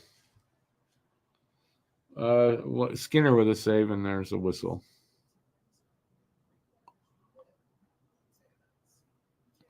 Heavy rain flooding low-lying areas in Nassau, 77 degrees. Winds from 11, that's nothing. The winds aren't a problem.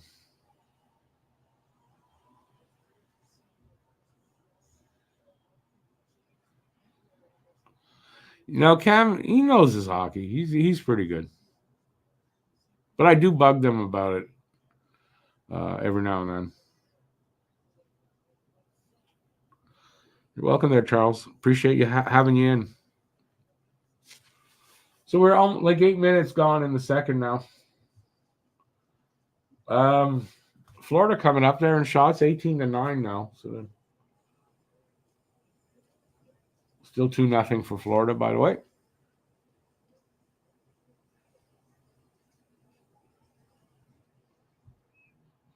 Oilers need the next goal, in my opinion.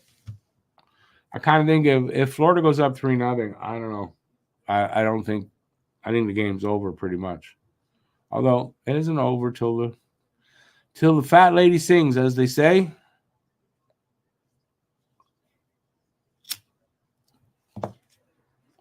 Or Yogi Berra, it ain't over till it's over.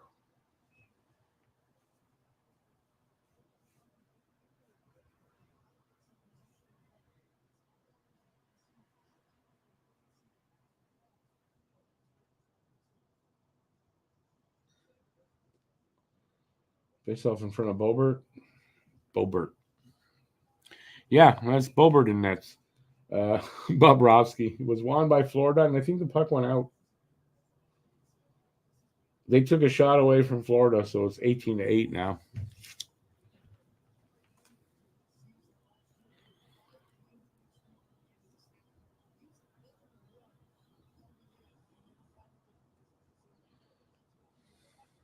And I see the story why European team jerseys are billboards on ice. Not recently.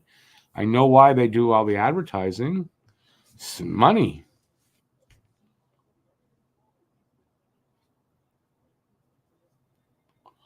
Same reason that's going to happen here over the years. to some extent anyway. They already got the first one on there.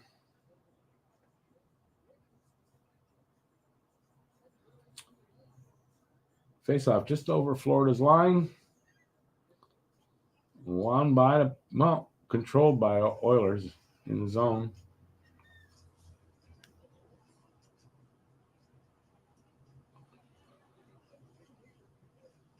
They cannot keep it in. Bouchard behind his net. Giveaway. Skinner makes a save, or puck just popped up and still in there.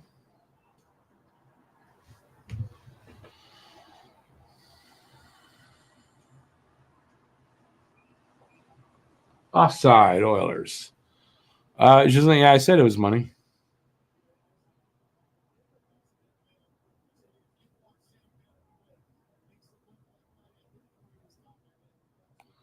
Little motivational speech there from Charles. In the morning, you have two choices. Continue to dream about your goals or wake up and chase them. Or you can do like me. I get up and I take my dog for a walk and come back in, do a couple of things and start work. But I guess that's sort of chasing the goals, right? I'm just trying to be an idiot. And I'm pretty good at it. So there you go.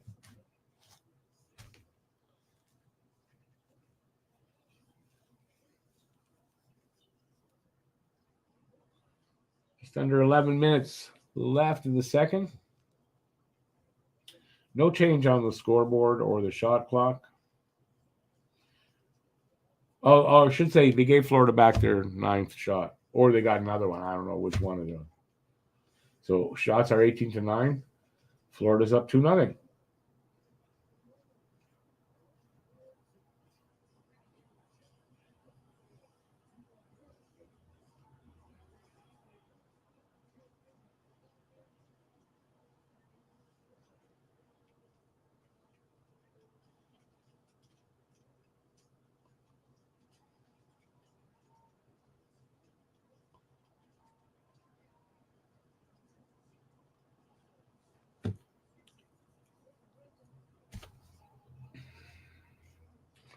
Under 10 left.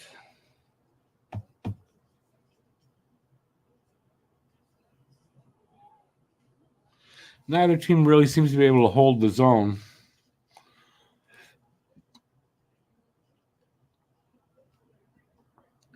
It's just that me too. I mean, I live with my oldest son, but I mean, he cooks for himself. I cook for myself. But yeah, I kind of need to eat too, but I got to wait till after the game. But that's because it's more because I'm an idiot and didn't eat before the game.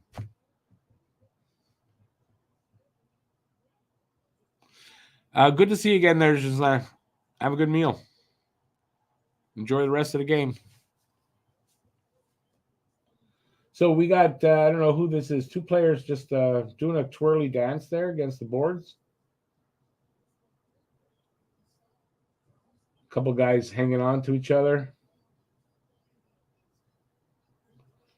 So Ekman Larson and is it Janmark? Janmark, whatever.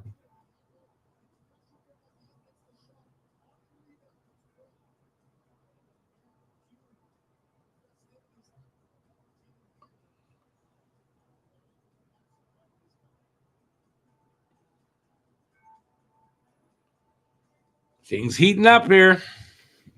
Commercial break.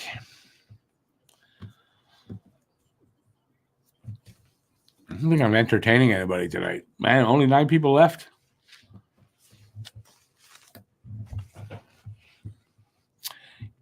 Not the most entertaining game. I was hoping for like more excitement in this game. But we're not getting it. But it's only game 1. You have to think it's going to get better as it goes along. Also, is it 6 days? They had 6 days off. They were a little rusty, I think, too.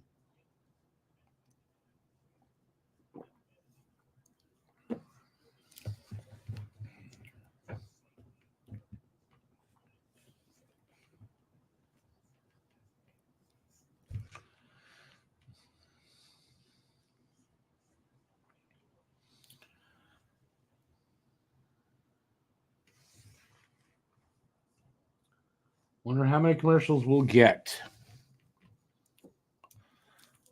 Well, anyways, if you are here, let me know what you think of the game. If you haven't already done that, if you haven't said hi, say hi. Don't be wallflowers. Bob's been really good. That's been the most excitement. The game's okay, but I mean it's not. I don't know. The what was the last game? The last couple of games in the last round, they were really good. The Dallas, I guess the Dallas Edmonton series was pretty good. Florida, the last couple of games, Florida over New York were pretty good. I don't know. That's how I feel.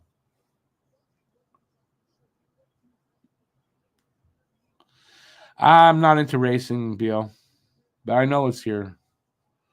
I'm not really into racing, so.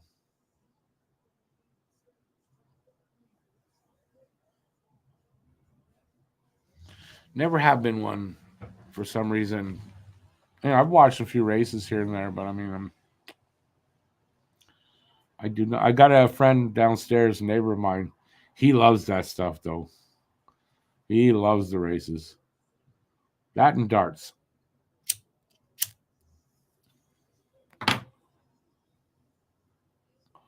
And not into hockey. So there you go. There's one Canadian not into hockey.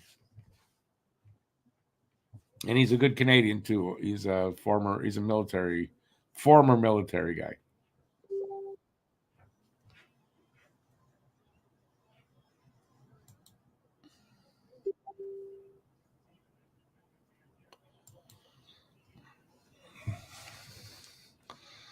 Matt's good enough to go into Facebook and make comments, but can't come in here. Yeah, I'm gonna have to pay him less there, BL. You definitely gotta pay him less.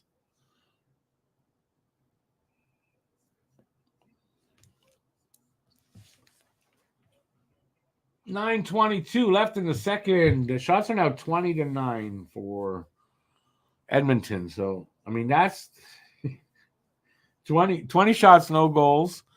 The other one, 9 shots, 2 goals. It's again still telling you big difference in this game, goaltending. Panthers, so are they better than the Oilers? I don't know. They're better on the scoreboard. They're probably a little more physical, but I think it's. I mean, you can't argue with the score, I guess. Anyway, still too early in the series, Notorious, to be, just one game, not over yet. But you're probably right.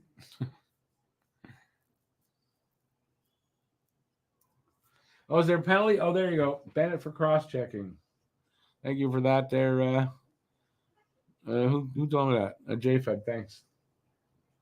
So Oilers on the power play, and they need a goal before this period's over. I mean, they need a goal. If Panthers get the next goal, this game's over, in my opinion. But if Edmonton scores here, I mean, it's a new game. And this is their bread and butter here on the power play. That was close there.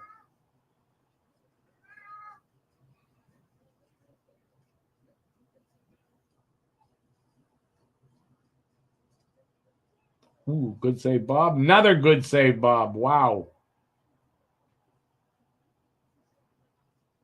Bob looks freaking dialed in, man.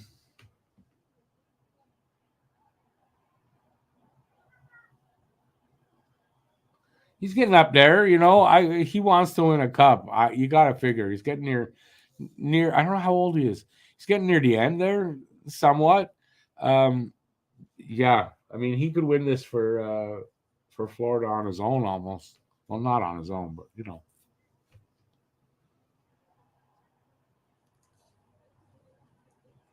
22 seconds left on the Oiler power play, which I think is their third one. I mean, that's where they should be scoring.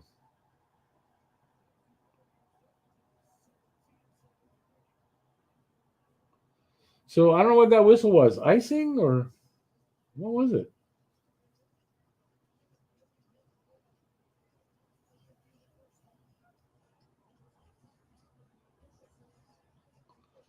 Hell, did he take one in the mask? He went into the net. Jesus. Oh, that pinwheel save wasn't really a save. He didn't actually make the save the second one. Looked like a great save, though.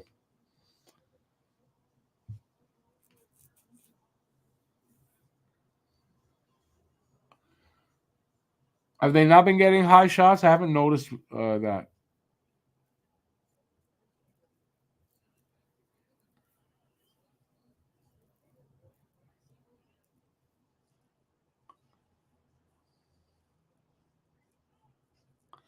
Hey there, Matt Vader. Welcome. Welcome in. Thank you for that. I appreciate that.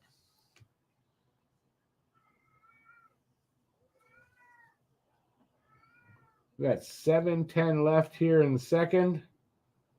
22-9 shots on goal. Another good save there by Bob.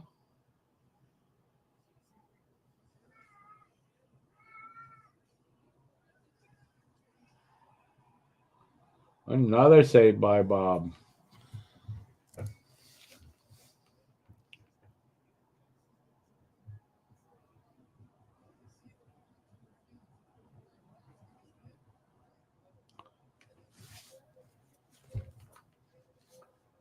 Bob's making it exciting. If anybody, Bob's making it exciting. So at least there's that. He's putting on a show.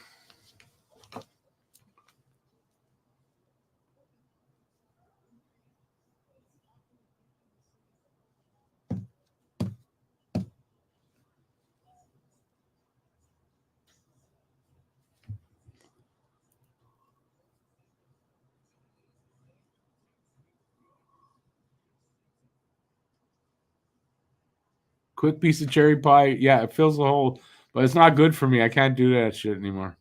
I'm sort of on a diet. I'm off the sugar 90%. About a week now. I'm handling it well. I used to do that, and I can't do that anymore. I did that shit for too long, and it caught up to me.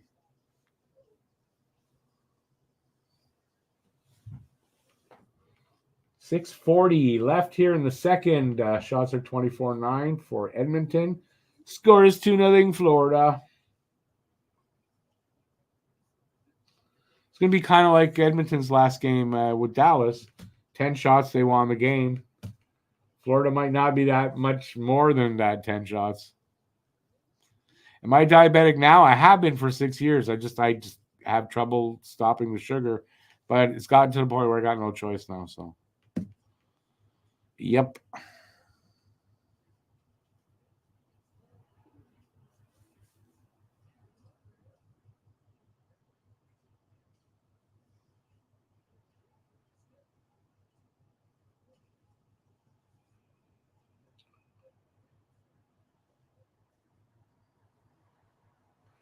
Okay, why was that whistled down?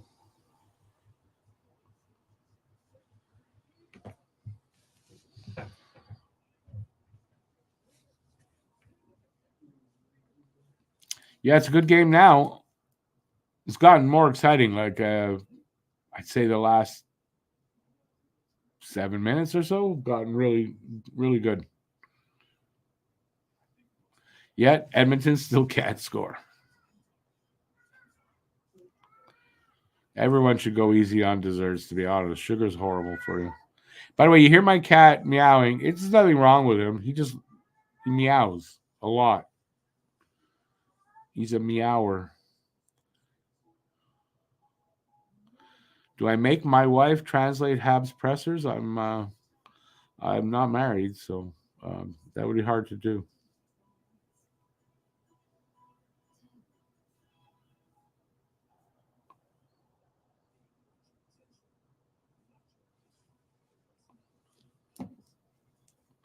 I'm not that bad on the press. You know, I know it's mostly in French. I get enough of it to sort of I understand mostly what they're saying, but you know sometimes I can't get it. Whatever, but yeah, I haven't really. I was gonna say I haven't seen one in a while because the season's over for them. Something I would like them to be more mindful of. And I don't want to get into that conversation again, but it's kind of right. Has a lot to do with what I was talking about. It's not fair.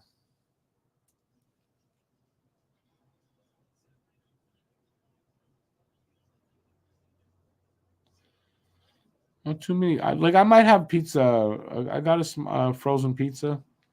I might have that after. I'm not sure what I'm going to make after the game, but I'm going to make something. I'll probably eat the whole pizza. I'm hungry. I didn't eat much today. So, what's a mini pizza? It's nothing. It's like 5 bites.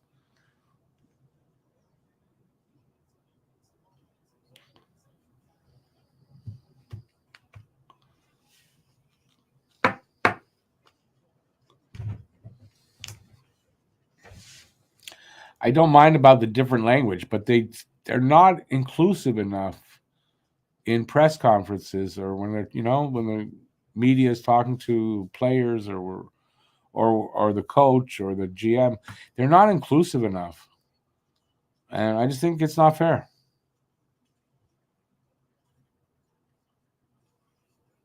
How do I feel about Doc's future in Montreal? I have no problem with it.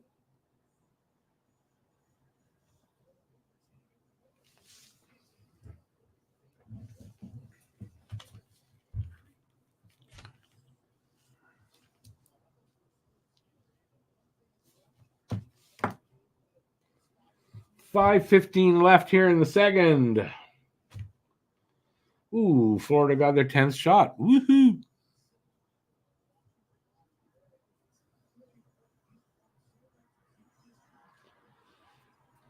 Faceoff is in front of Skinner, won by Florida. Quick shot wide.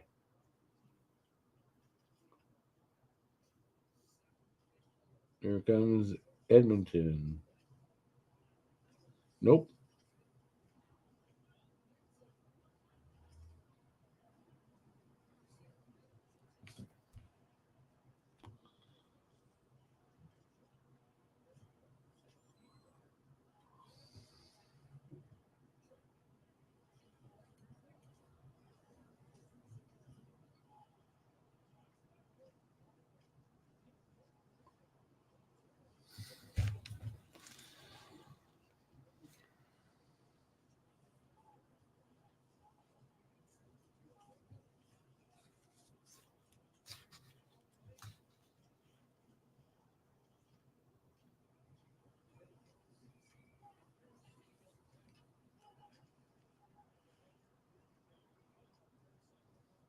I don't know. For some reason, it kind of slowed down. Like the pace, the excitement sort of slowed down.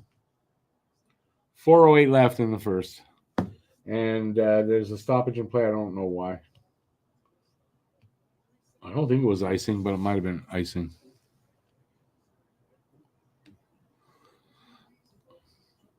It's just like I can switch back and forth, especially when I was using my French a lot. But if you don't know what the words mean, doesn't matter what order they're in. Doesn't matter. But I pick up enough of what they're saying to figure out what they're saying, which is not all the time.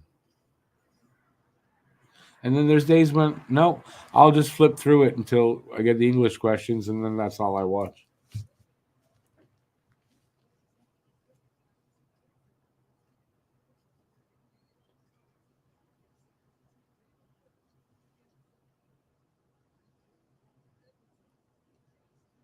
Somebody has slowed this game down. My God. Or they're tired, which could be.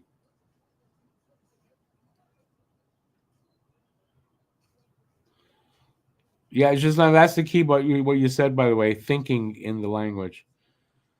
I can think in French now.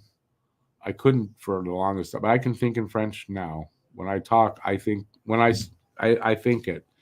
Um, yeah, for most of my life, I couldn't. I had to translate it first.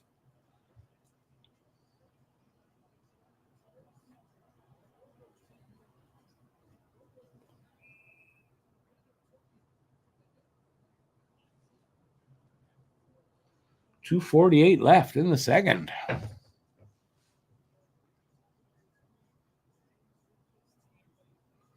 Oilers are getting goalied, man. They're getting goalied tonight.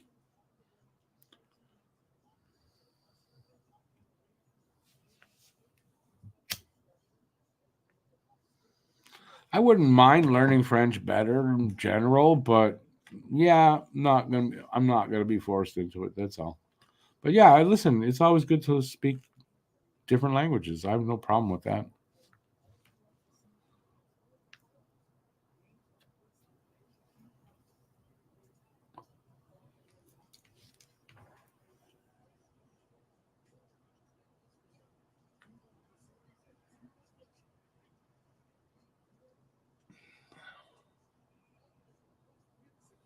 Offside Oilers. 2.5 minutes. This is the end of this period. It's just taking freaking ever.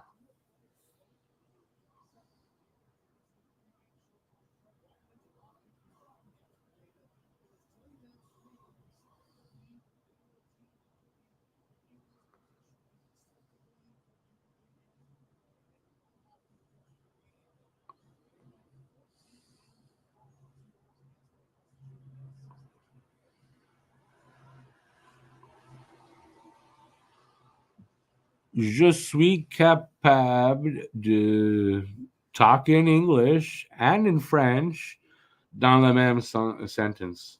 I can do it. And there, I spoke a little French for you. How do you like that?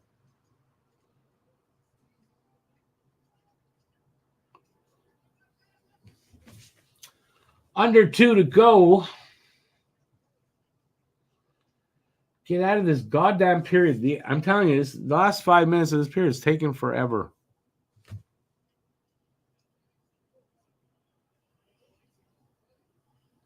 And we get an icing? No, it's not icing.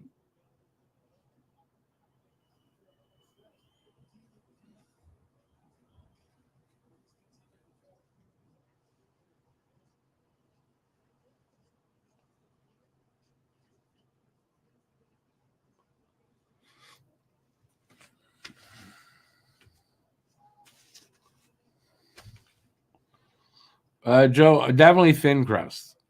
Pizza for me. As a matter of fact, if I have pizza, it's a thin crust pizza. I prefer thin crust.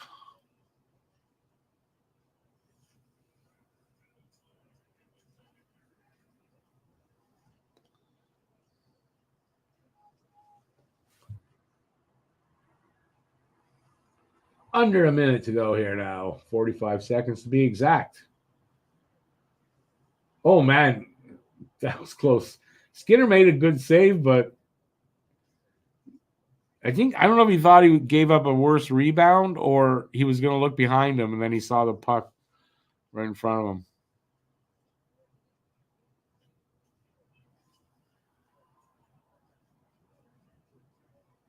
That was a good opportunity for Oilers, but nobody in front of the net. Net was empty. Bob was diving behind the net for some reason. Puck got centered and nobody there.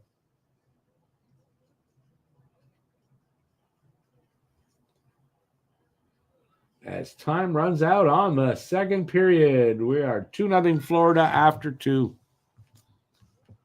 There you go. Bob is the star of this game. Without a doubt, Bob is the star. Give him all 3.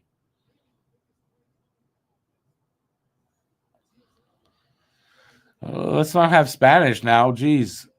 I like to understand what you guys are saying on here. I mean, I definitely don't speak Spanish. I understand some words and stuff, but I don't know if it's enough to put together and figure out what someone is saying. 20 minutes to go after the 18-minute intermission there, J-Fed. But yeah, I mean, 20 minutes to go. Game 1 will be over, and there's still 20 minutes. But I mean, Edmonton better come out like gangbusters in the third period because, I mean, they're throwing everything at Bob, and I don't know what they can do different. I don't know what they can do different. He's stopping everything. Wherever it comes in from, he's making the saves. So can his luck run out? Probably not. He was really good last year, and I mean it's like rinse repeat. Except this year, looks like they're gonna, they got the best shot. I got to think that Florida's favored in this series.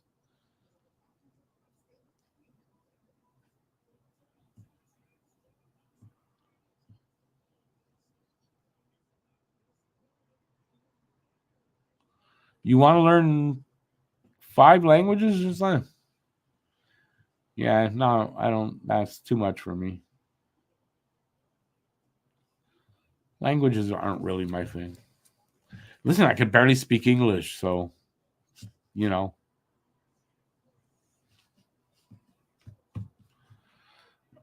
Should start with learning one language complete.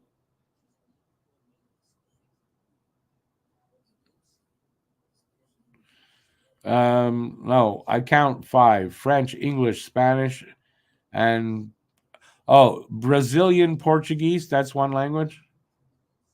If that's the case, then 4. You're right. Yeah, that's pretty good. Like, more languages you speak, the more people you can speak to. I get that.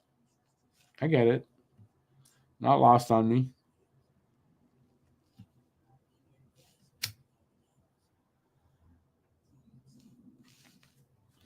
But unfortunately, here in Quebec, it's become a bit of a war, right, between the separatists and the English.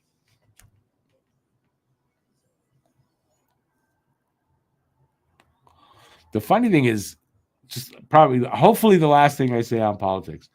Here in Quebec, the Parti Québécois running on sovereignty. All the parties got together and they proposed to make Quebec bilingual and be officially bilingual. And the CAC turned it down, rejected it unanimously. But the Parti Québécois, who's running on sovereignty, still wants Quebec to be bilingual. It's like you got to shake your head and go, I don't know. I'm confused. Makes no sense. We live in an upside down world. That we're living in the upside down. That's just all there is to it.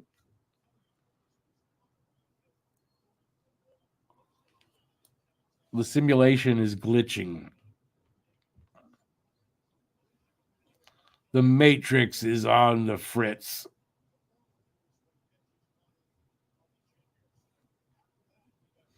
All right, so listen, there's 13 people here, 12 now.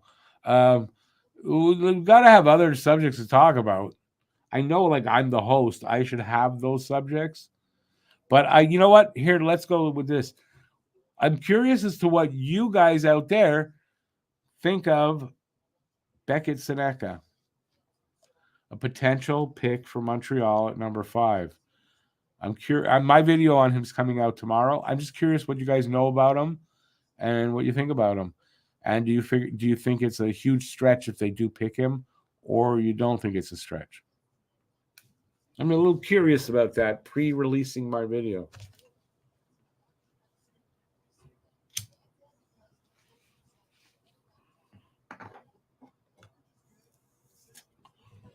If you don't know who Beckett Seneca is, this is a player I'd never heard about. And I'm all on the Tidge again. Now, the first time I heard about him is Grant McCagg, who's the guy that predicted Slavkovsky pick, talking about him. And it went in my brain, and I thought, yeah, if Grant McCagg is saying that, I got to learn a little bit more about Seneca. After hearing that, within a few days, you're starting to hear a little bit more. I mentioned him in a video or two or live stream or two. And man, now he's just risen right up there. There's no doubt in my mind, doesn't mean it's going to happen for sure, but that he's going to go top 10. And Montreal could pick this guy. So just curious as what you guys know about him. Don't be shy. Buy a cherry blossom. Let me know what you think. Come on.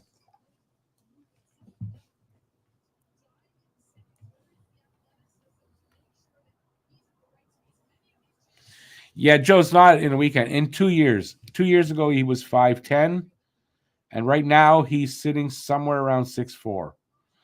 A little under or a little over. It's not clear. And apparently at the combine, he didn't get measured. I don't know why. He's got an injury, so he could only do a couple of the things. But why couldn't they see how tall he is? So I don't get that personally. But yeah, in 2 years, he literally grew basically 6 inches, which is a lot. And he's still getting used to, the bigger body. And he's good. And like when he gets used to that bigger body, he's going to be a really good player. Like I really feel this kid's going to be good. Do I still want a Ginla? I'm like neck and neck with those two. The thing I like a little bit more about Seneca is he's 6'4". When he puts on 20, 25 pounds, he's going to be a force out there.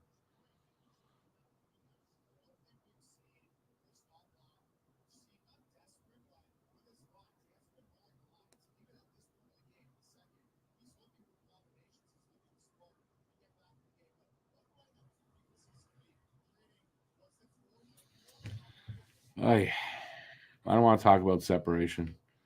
It's ridiculous. It's never going to happen. Quebec doesn't have the money to pay Canada to separate. Like literally.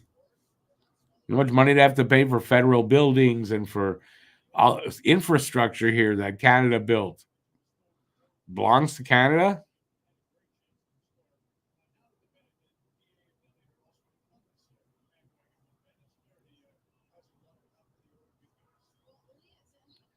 Just now, you're talking about upper and lower Canada? Is that what you're talking about down there? Labrador. I guess it's sort of part of Quebec, isn't it?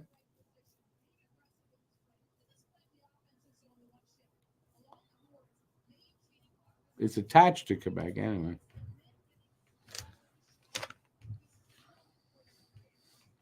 I guess politics is going to rule out.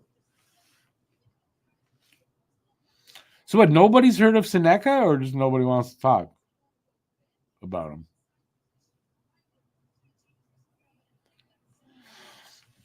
Okay, so let me ask this question, and hopefully everybody will answer. Who would you like Montreal to pick with that 5th pick?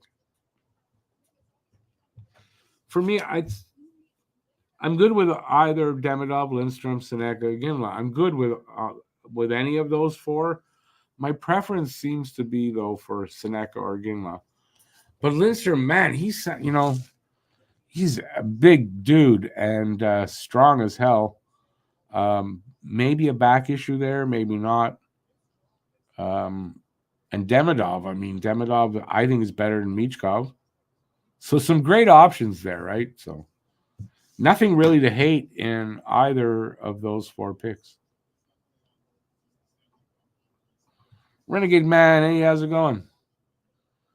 Either Iginla or Demidov. Like I said, I'm good with either 4, but I would prefer one of Seneca or Iginla.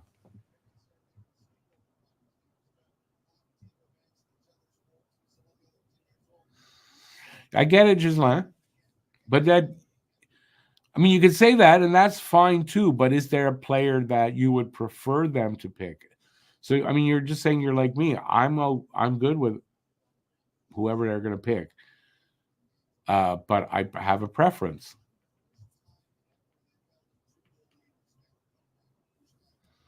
Is the second period paused on TV? What do you mean? No, they're in the intermission.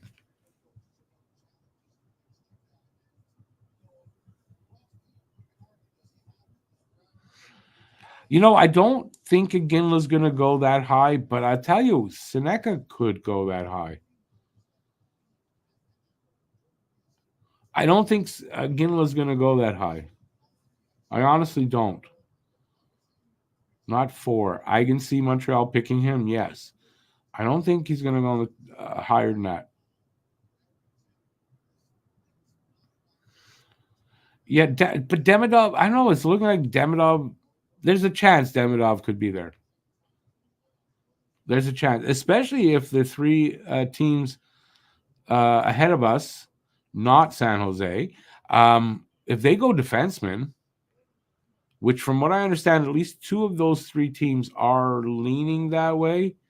What I was reading that is if Chicago makes a trade for Gensel, because Gensel is not staying in Carolina, if they acquire Gensel, more than likely they're going to go with a defenseman who should be either Levshinov or Dickinson. And then the Ducks might be interested in a Salayev or a forward. And then Columbus could go either way, too. Columbus could trade their pick and move down a little bit. There's a rumor I saw today with, I think it was with Utah.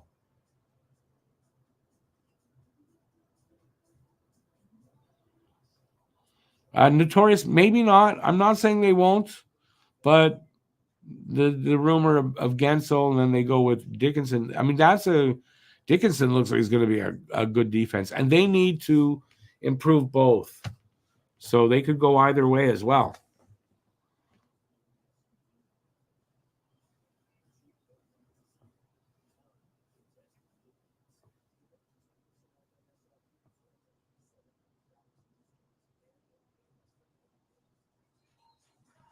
Yeah, JFed, like I said, they could still. I don't know.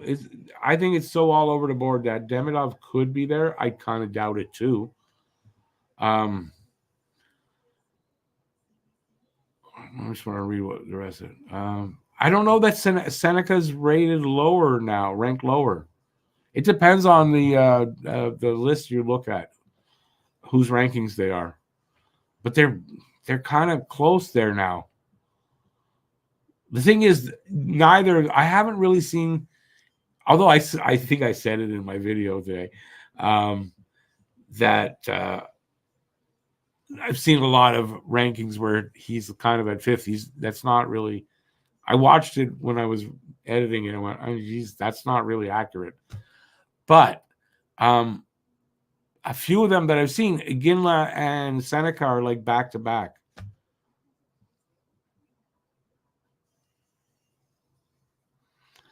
Blackhawks farm system is full of defensemen, but if I'm correct, not really right side defensemen. There's one side that they need, and Levshinov fits that. I think Dickinson does as well.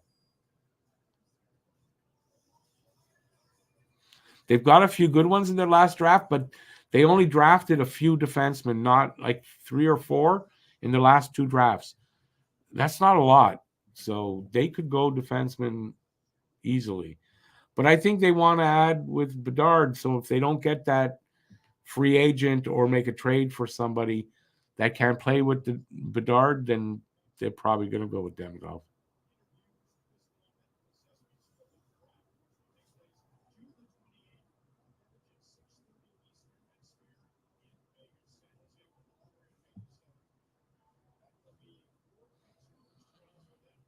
Just like I think I said it before that even if the first 4 picks are forwards, there's still going to be one of those good ones left for us. Because I mean, I'm talking about 4 in general, but I mean, there's Catton. I mean, Catton wouldn't be horrible either. I just don't think that's a position they need to draft. Center.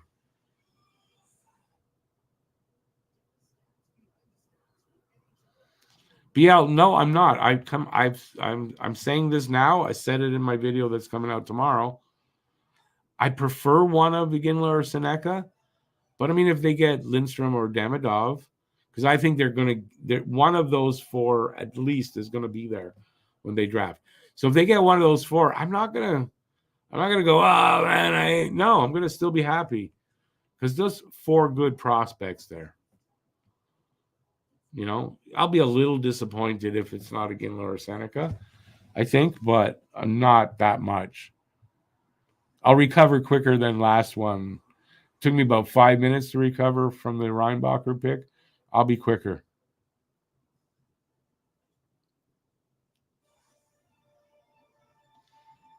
State of Florida could win another cup. Renegade Man this time, though, in Florida, not in Tampa. So where are they out of? Sunrise? Is that it? The Panthers?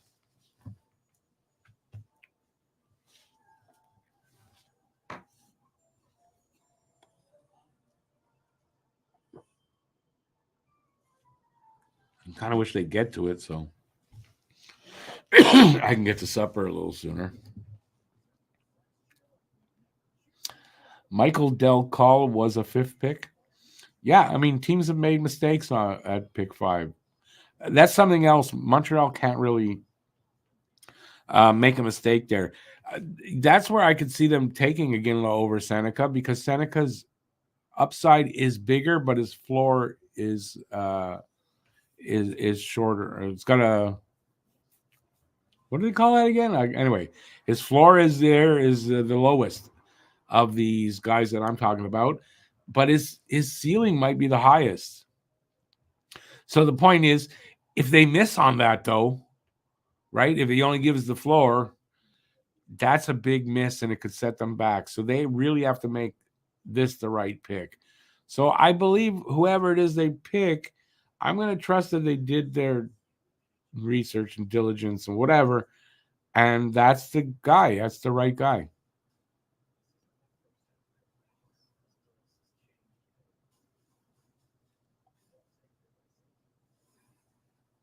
Renegade Man, I think I kind of said this. He's getting a little older. He's playing like that because, man, he knows he doesn't have much more opportunities to win a cup, and he wants to win a cup. And yeah, he's a money goalie. He's a goalie that can step up when it's this kind of pressure at this time of year.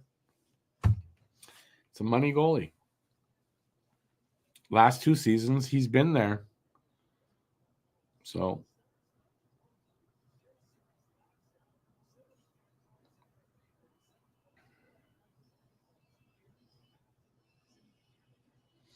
yeah, I know Sunrise is near Miami, by the way. I just wasn't sure if it was Sunrise that they were out of or not. That's all. Got 3 geography lessons almost there. I'm just joking.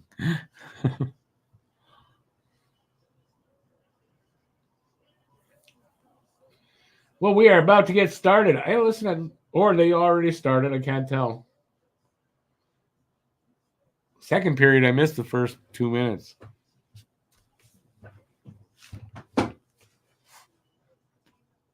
I never got this thing about waving a white towel. I don't get it. Wave a white towel. Doesn't that mean you surrender? I never got that. Make it a different color. We're underway in the third.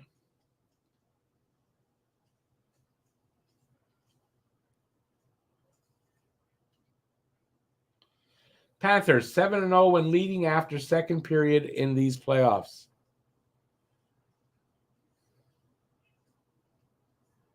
It's almost like, barring a miracle, Panthers are winning. Like a miracle for the Oilers. Which is fine. My bracket will be very happy with that. Is that how it started? But that's, I mean, it's kind of stupid, right? Waving a white flag is, I give up, don't kill me. Don't shoot.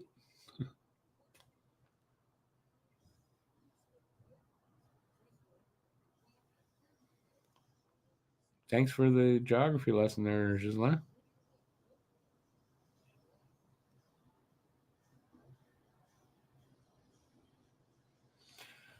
Renegade Bat, they're going to win the cup if they keep playing like this, even with the lesser shots. Only 12.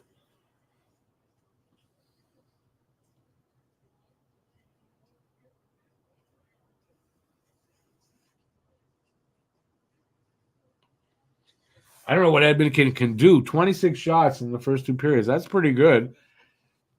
They can pour on more shots.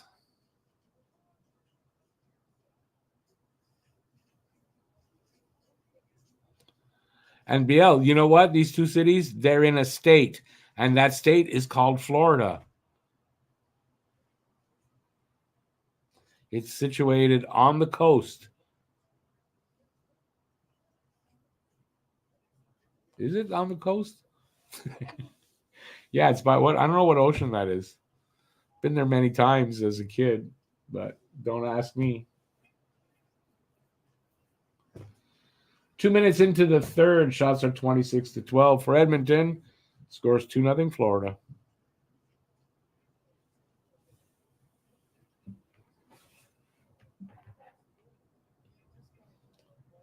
Icing call against Edmonton.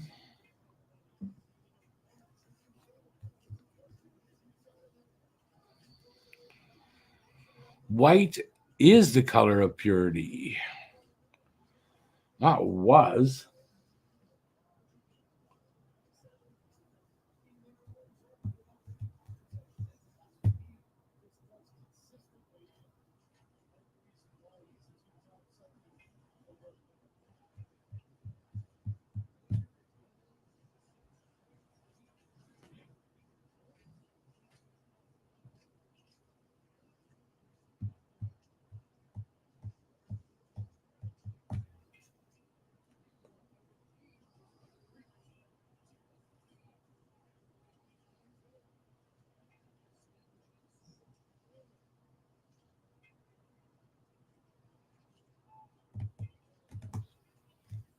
Almost 3 minutes into this third period.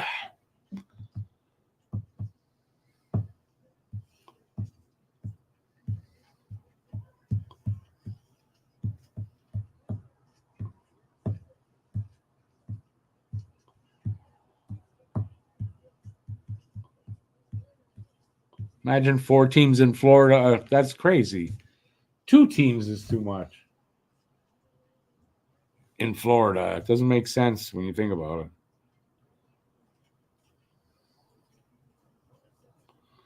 it. It doesn't matter. Bob deserves the win.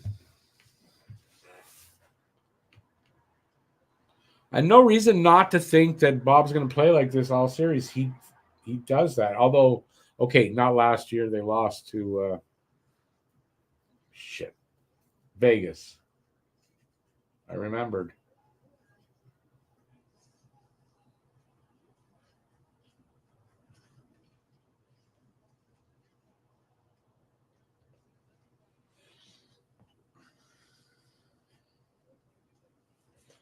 Four minutes gone in the third period.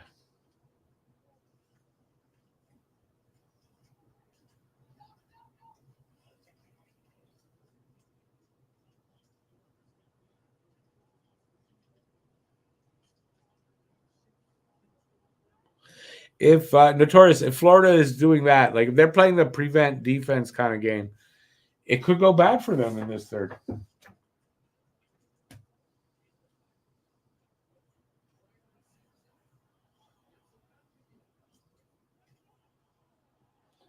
Not a big save there by Bob.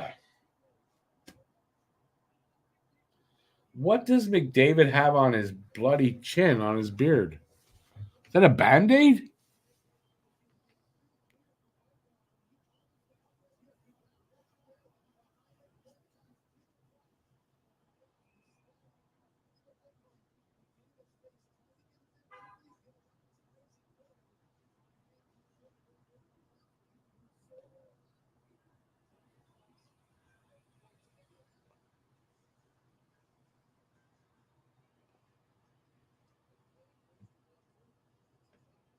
Almost 5 minutes in here now.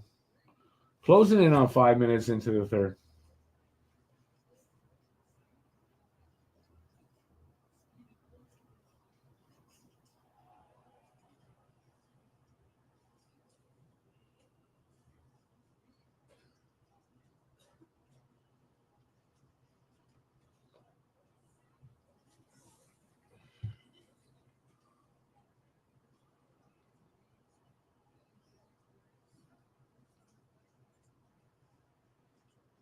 Oh, is that what it was? Okay, I didn't realize that. Just is weird to have this Band-Aid on his chin. On his beard, I mean, because I don't know. A slice of bologna? Why are you asking me that?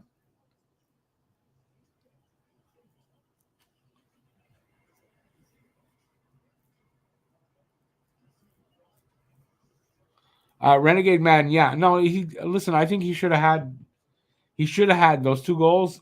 He should have had them. So if he has that type of series, Florida's going to win.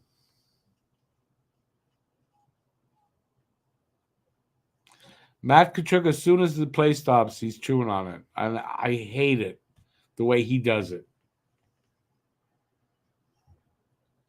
And he probably does it because he knows people don't like it.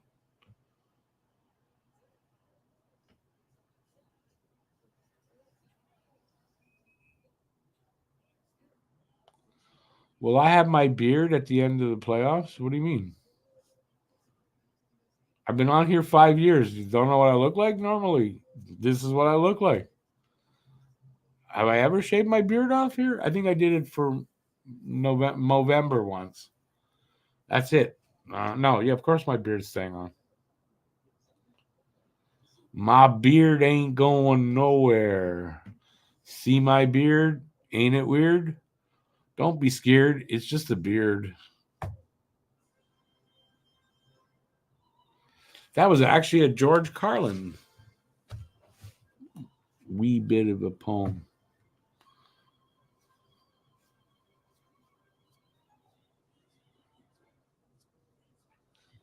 I don't do playoff beards because I ain't in the playoffs, man.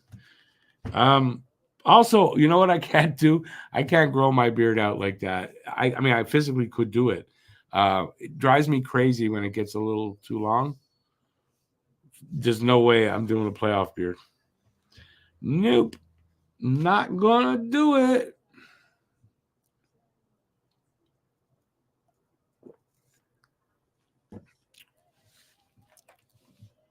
So yeah, I don't shave my beard, but I also don't like it long. I guess I like it the metrosexual look. Neatly trimmed.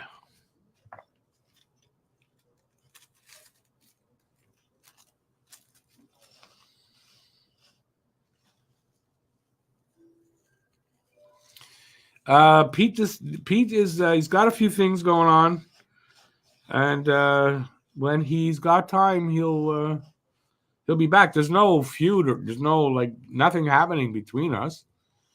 It's all good. Just he can't do anything right now. That's all there is to it. But yeah, there's nothing there that's wrong at least that I know of. If there is, you didn't tell me anything. So, and we did not have a fight. So there's nothing like that. Adam, yeah, it gets too itchy for me. I know some people say it gets itchy when it's small, short, and then they're fine. I'm the opposite.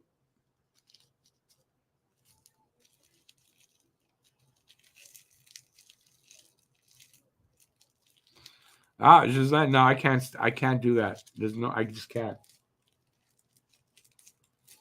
It don't work for me. My middle son Jesse's got a big beard, and my oldest Zach, he used to have it down pretty long too, but now it's trimmed better.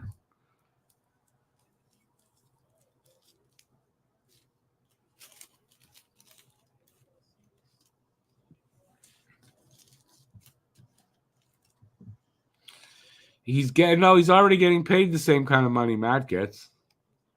They all get the same.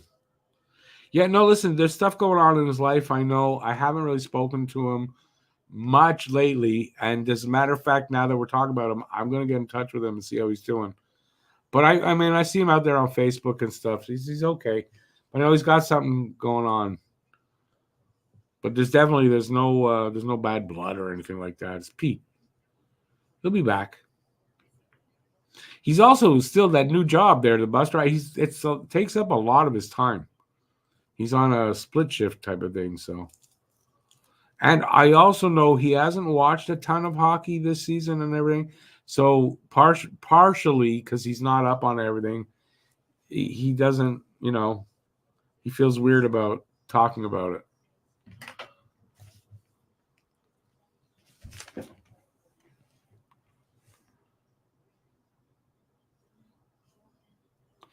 When you get an ingrown hair, that could get infected. That could be really bad. I'm lucky I don't get that very often. Like I rarely get an ingrown hair. And if I do, it does. I haven't ever had one. Knock wood. I've never had one get infected. But I think partially it's because I do keep it short.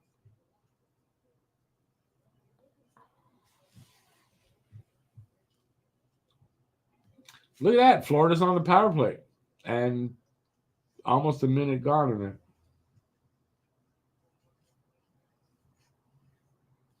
Did they get a power play goal, Florida, or both goals were 5-on-5? I can't remember. Shots are now 28-13. So Florida, they're getting a couple here and there.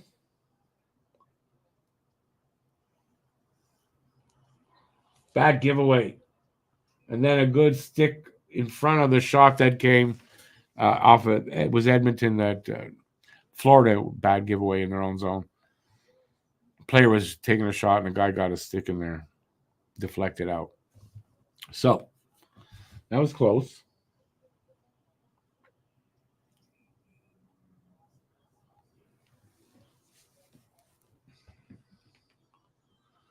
Just under 12 minutes left in the third, or regulation, although we're not really there. 42 seconds left on the power play. So special teams have been, I'll say this, the PKs have been really good. Power plays haven't. On both sides.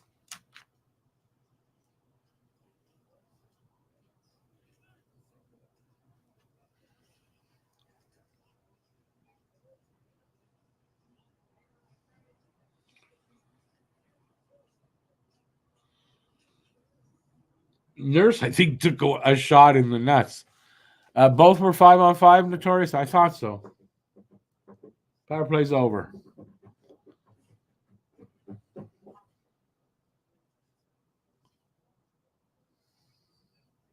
Oh, JD, no, I've spoken to JD since then. He's fine. JD's fine. That goes back a bit now. That was like mid-season. JD does stuff like that. He did when everybody was on. He did that stuff then.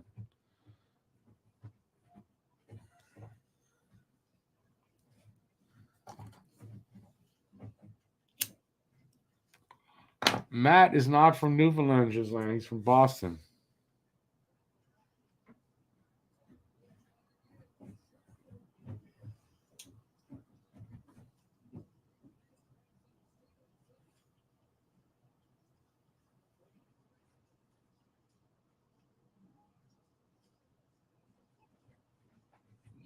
That one could have gone the wrong way. Bob got kicked in the head. I don't know whose skate it was, but he got kicked in the head there. Notorious, yeah. I mean, you can see it, and they've been getting a lot of shots, but I think you'd see a little bit more urgency in the game. It hasn't really come out. I would hope I don't know, soon they got to make a push to get a goal.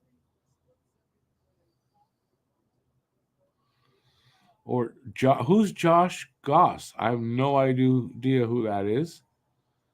Hockey Junkie, obviously. He was on the pod a while back, but he was on the pod, Hab Normal's pod. I got to get him back on there over the summer.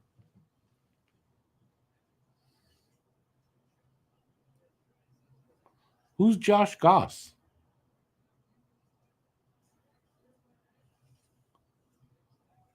He lived around Quebec City. Okay, I don't know who he is.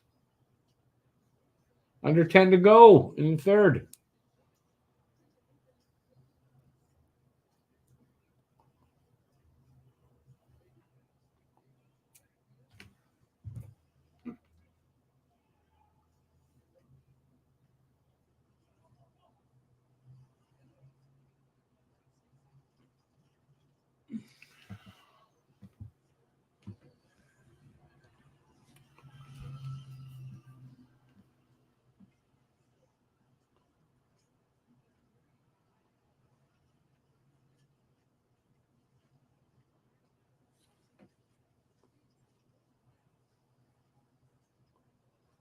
I want to say a little pressure here by Florida, but it's not really pressure. They're just moving the puck around on the perimeter.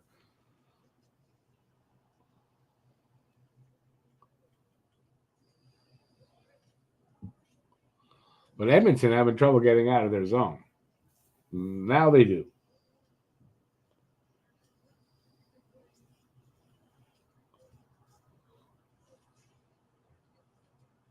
Nurse carried the puck all the way into the corner. It's like, I can't play defense. I might as well go up.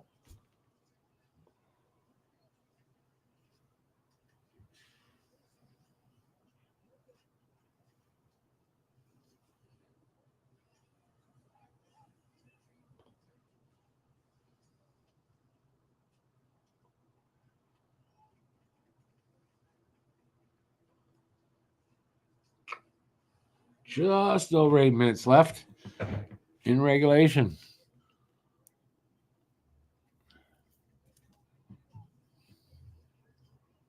What about Cheech and Chong?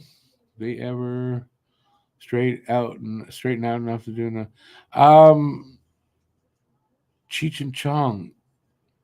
Oh, you're talking about the Jofo guys. No, you're talking about Brian and Pat. Pat was on the podcast, but like second or third one, so nobody really watched it or listened to it. Brian, I know going through he has to put one of his dogs down. I saw that on Twitter. Sent him a message, so I got to get them back on the show.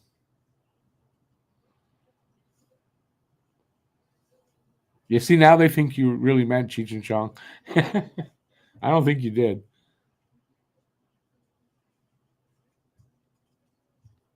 Coach Frenchie, I think we had a conversation on Twitter. I think it was Coach Frenchie, like a few months ago, or less than that, 2 months.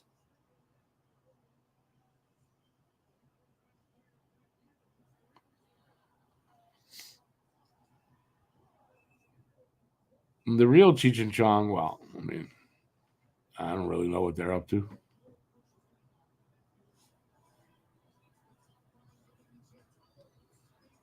Yeah, I don't know. I dare say Notorious. It doesn't look like they're going to get one.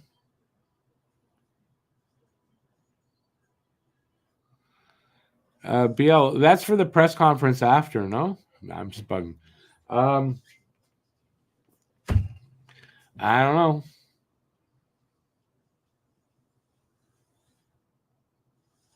I know who Tommy Chong is.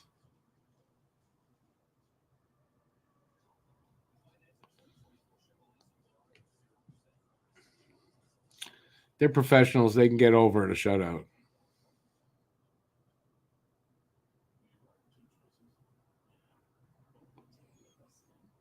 In Shazam, in English, that was called From Dusk to Dawn. Oh, no, that's a different. Didn't he play the barman in From Dusk to Dawn? That was George Clooney. I'm sorry. Quentin Tarantino movie. I don't think I saw Desperados. Yeah, BL, those guys. I just explained those guys. Yeah. That's Cheech and Chong, Habs and Dabs. I don't really think they're doing the podcast much. They're both really busy, and I had Pat on. They weren't doing much.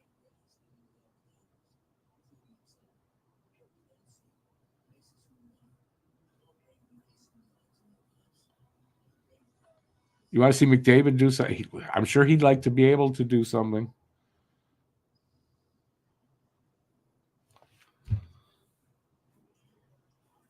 So far, I mean, look, it's not for lack of trying. He's out there. There's nothing going in. Nobody's beating Bob.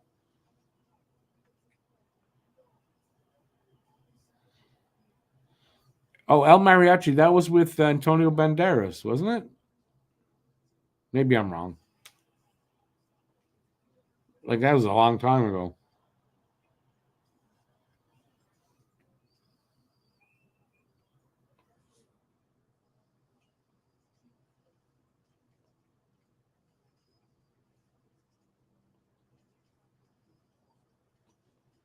Six and a half minutes left. Edmonton, you are running out of time.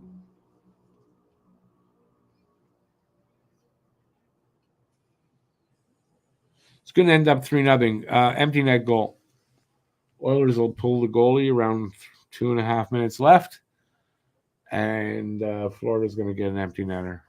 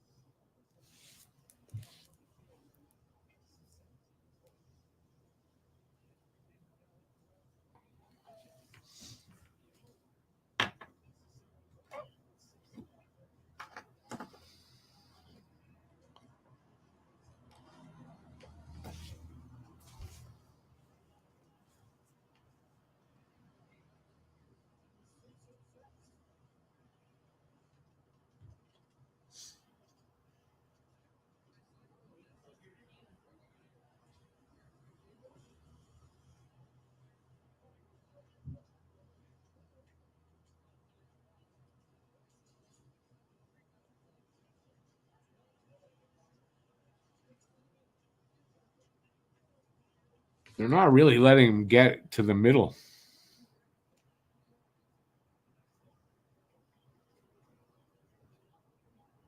Five and a half left.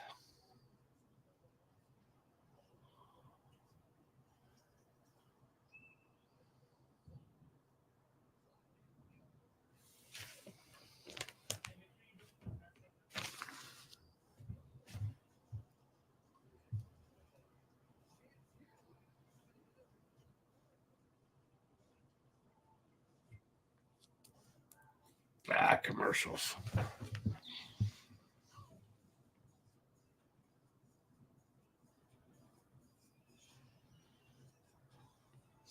That's an interesting stat. Notorious says last 5 Stanley Cups, no team has gotten shut out in a game and won the series.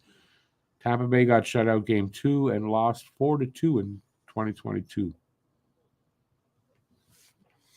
Well, that's an interesting stat because, I mean, you get shut out once, it shouldn't affect necessarily the whole series, but, you know, you shouldn't be getting shut out necessarily in the Stanley Cup Final. But, I mean, listen, Bob is playing fantastic. He's just goalieing them.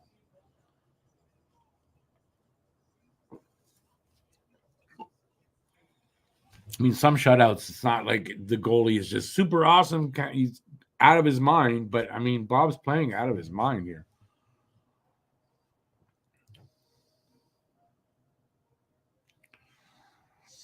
This year, you're talking about Gisland, that 6 days in between? Yeah. And then it's like not.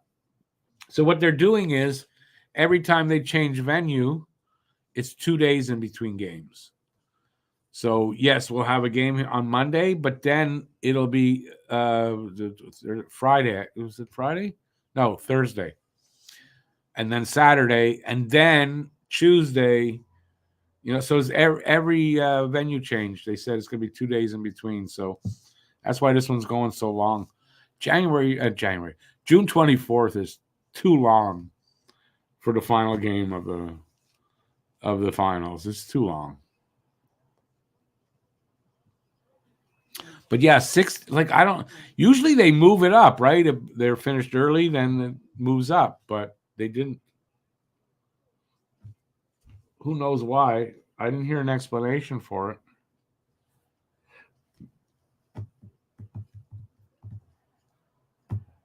Shots, by the way, are now 32-14. Getting 32 shots, no goals. Other teams getting 14 and getting 2. Skinner would love to have those 2 goals back because he should have stopped those. We literally should probably be 0-0.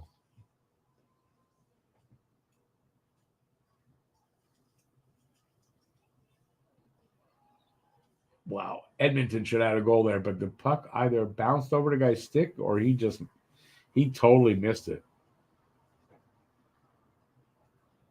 4.5.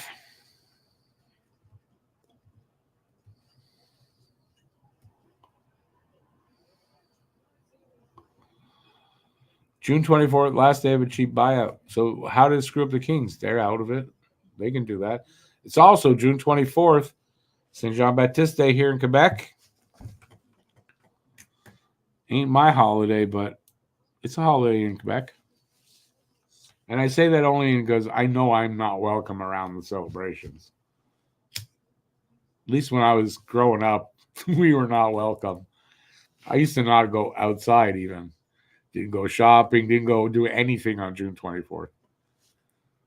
Those days are gone.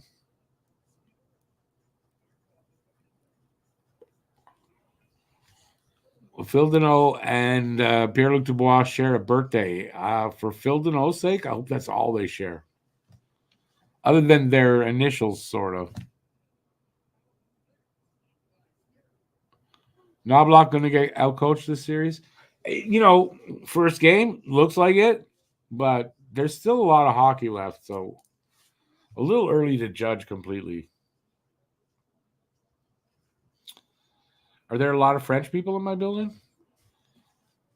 I mean, I don't know everybody in the building, but yeah, I mean, it's a mix. It's probably a pretty even mix of French and English here.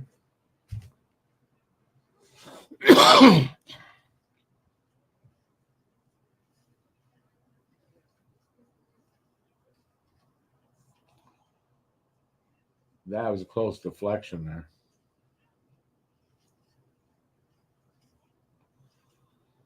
.345 to go. When is Skinner coming out of the net?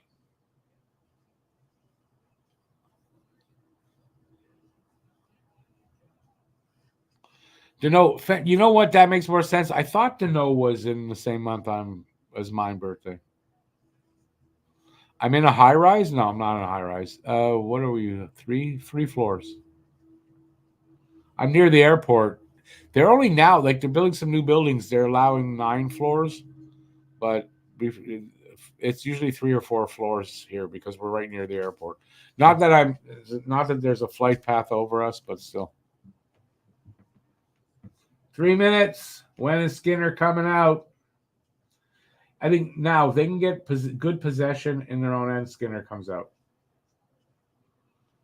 But not like that. He's not.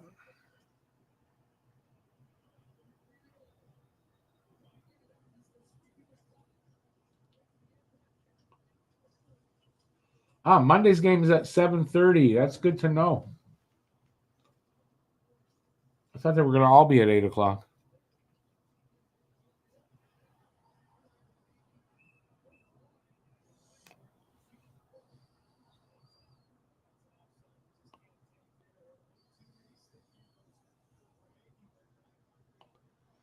Well, that's interesting. The last team that got shut out in the Stanley Cup Final and won was the Blackhawks in 2013, right around the time when all that shit was happening. No? Or was that after? I don't remember.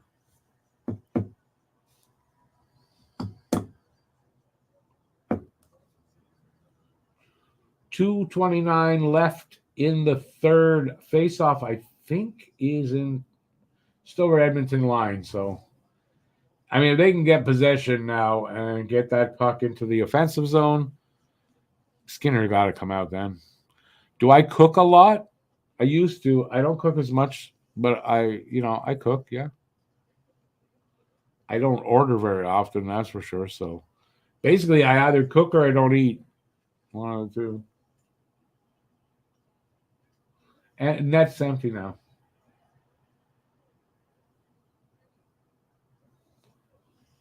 Am I going to be right? And they're going to be an empty net goal, or are they going to score?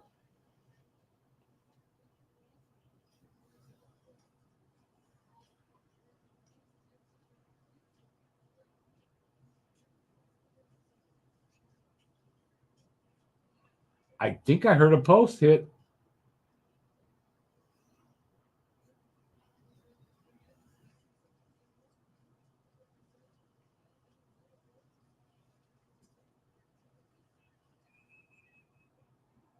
Puckser rolls over to Bob dangerously, but he's got it. We'll have a face-off there.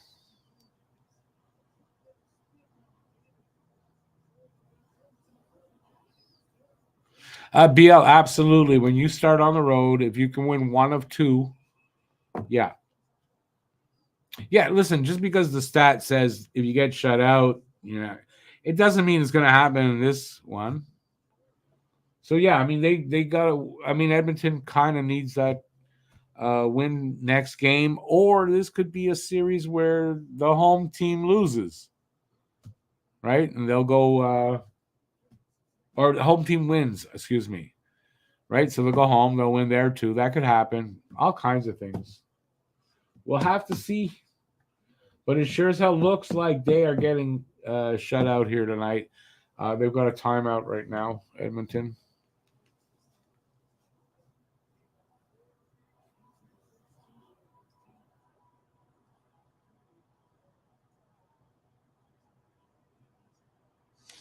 Oh, I know what a petition was. I'm a Quebecer. Come on.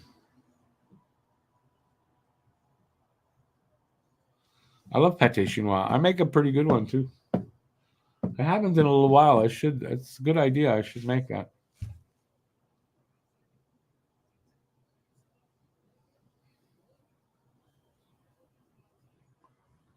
$1:21 to go here in the third. I don't think there's need to say regulation because I don't think this is going overtime. That's for sure.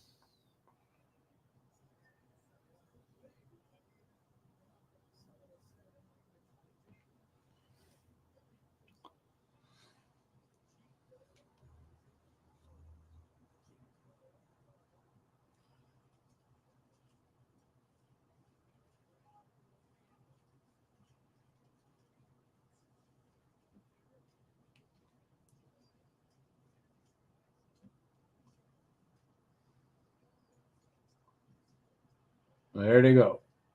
Florida's got it. Who's got it? Shot at the net. Not even close. Hit something.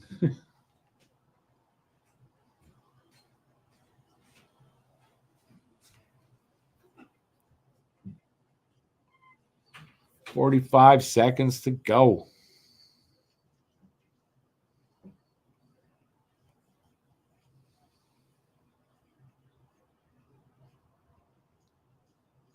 When my oldest was young, he used to call it shepherd's pie, and that's just always stuck since then. And that's what when we tell each other, like if I made that, it's shepherd's pie.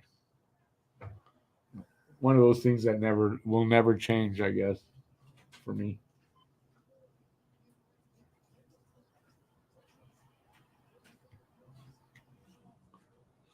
24 seconds left. This game is over.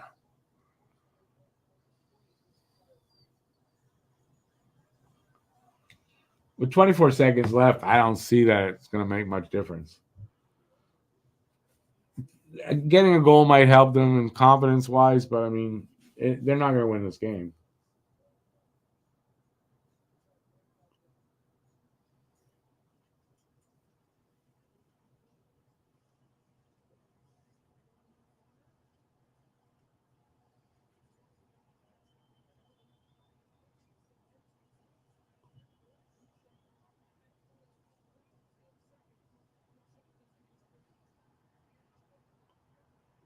And I was right. 4.4 seconds left, and it is 3-0 for Florida. This game is absolutely done.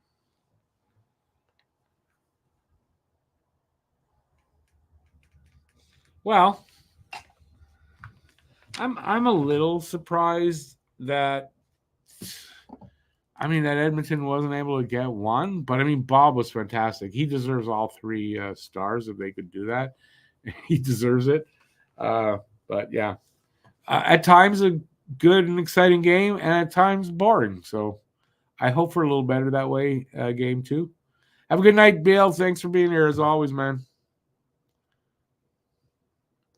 You're not a fan of bitter taste. How did we get to that? Do I like fish? I'm not a big fish eater.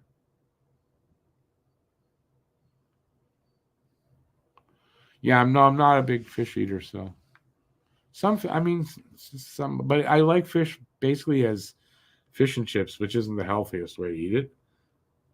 So no.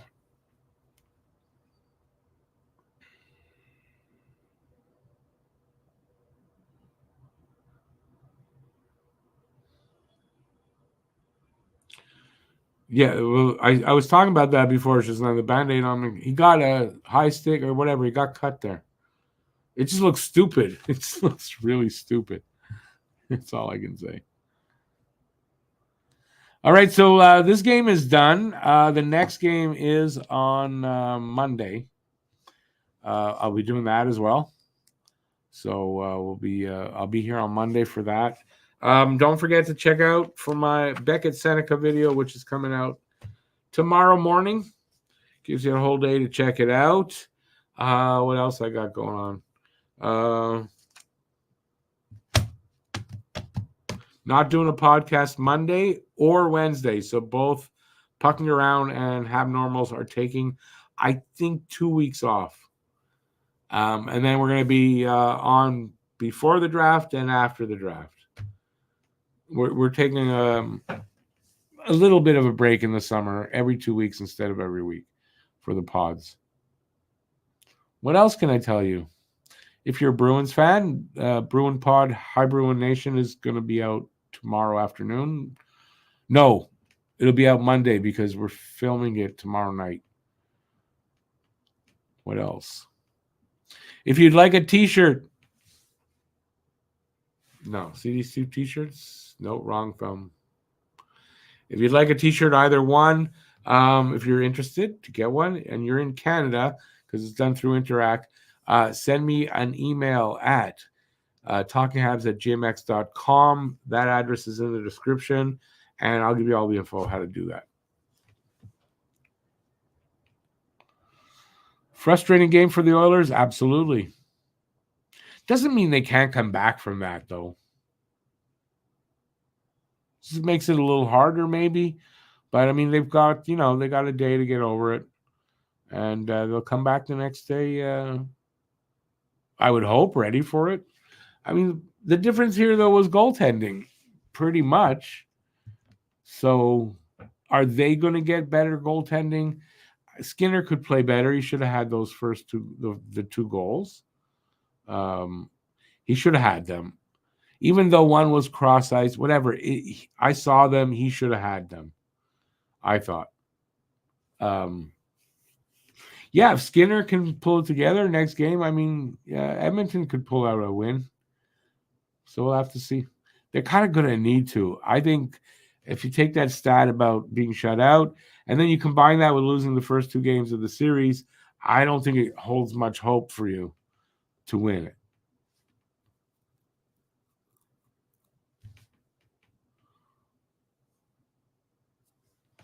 So, yeah. Let's see. What else can I tell you about? I'll take a few more questions. I'll be here for about 5 more minutes. And yeah, I don't know what else to talk about.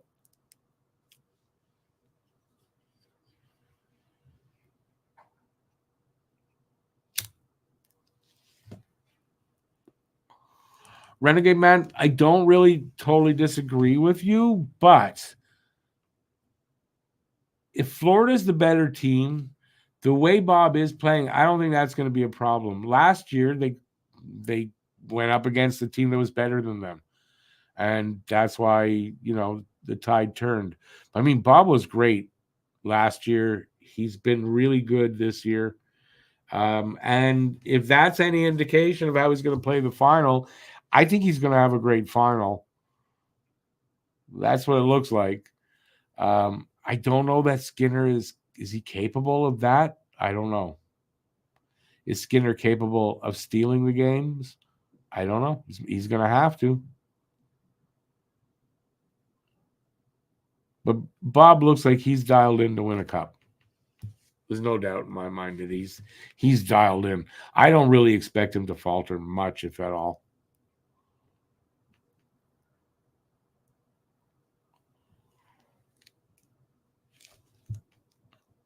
What else I got to say here? What's on my horizon video-wise? I think my next video prospect video is going to be on Lindstrom. Because I don't think Demidov will be there. I think there's a good chance Lindstrom is there. And then again, and Seneca, one of those. So I think the next one's going to be Lindstrom. After that, I don't know if it's worth doing anymore. Maybe I'll do one on Demidov. That's it. I don't think they're going to reach after that. Like, I don't think they're going to reach from one of those guys. So that's coming up. What else coming up? I don't know. I got to get some more freaking video ideas. That's going to be the challenge for the next at least 2 months, is coming up with interesting stuff. The draft is coming up on the 28th. We're going to be doing a big watch party for that. Hopefully all the guys will be in on that. What else? Potentially, if it goes to Game 7, we're going to do a watch party for that too. It's a podcast night because that's on a Monday, the 24th. If that's the case and there's Game 7, yeah, we're going to do a big watch party to close out the season. And that's all I know about that's planned. Demidov considered one of the most naturally talented guys in the draft. If he's there, I still think there's reasons there that Montreal might not take him. So let me say, if Demidov is there, Seneca and Iginla are there, or one of the two are there, and they take Seneca or Iginla, it's not going to surprise me either. I'm going to be happy with whoever they decide is the guy, because I feel they've done a good job 2 years in a row. Reinbacher hasn't hit yet, but I think they've done a good job. I'm gonna believe in whoever the hell they pick. Even if it's a defenseman, I'm going to be disappointed in a defenseman, but there's some really good defensemen there. Like some really good defensemen. 2 or 3 are really top line. So, Demidov better than Michkov? I think so. From what I've seen so far, till Michkov gets here and proves that he is what he is, and we were wrong, I think so.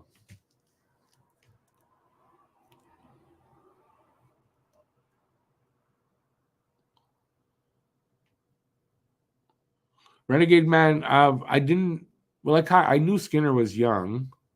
Right, he's 25, Bob's 35. Yeah, so there's 10 years difference.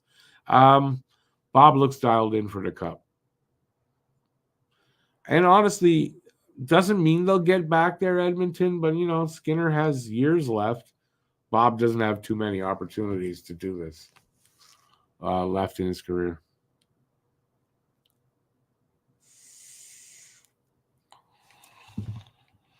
Renegade Man, I totally agree. I think unless it's Lindstrom or Demidov, so if they pick, I think Iginla is very popular too. I just think right now, if they pick Seneca, there'll be an uproar. Not from me, obviously. But I kind of think if it's either Demidov, Lindstrom, or Iginla, there's enough fans really happy about that. I just think Seneca could be the one that if they do pick, could cause that David Reinbacher uproar. And Slav got it too.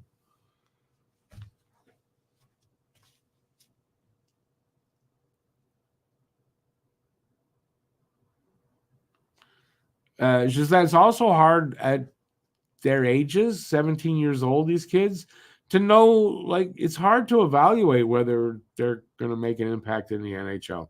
So a lot of things involved. So, but Montreal needs to they can't miss on this pick. They can't. And they are not trading it away. Anybody thinks they're trading it away, I think you're nuts. The players that they can get, it's too good to trade away. Who are they going to get back in return to make it worth trading away that number 5 pick? No, don't say Zegras, don't say Laine. That's, for me, that's not. No. So they ain't trading that away.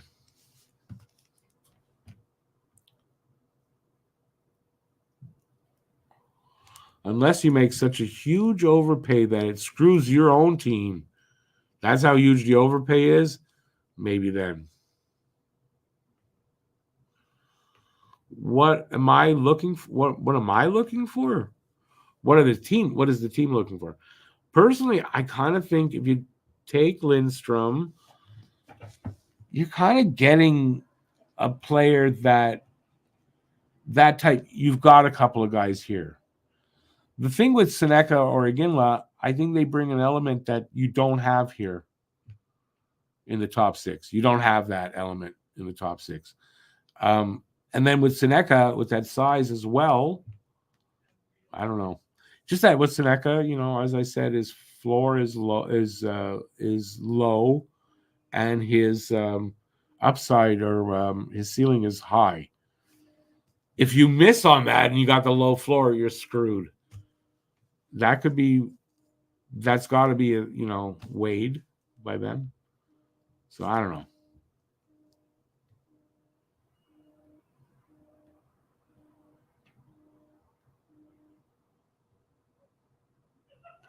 Yeah, it's just like you're tired. Okay, listen, I'm going to take off here too. It's Saturday. It's 11 o'clock. Still a little time to enjoy the night. Hopefully you guys enjoy the rest of the night.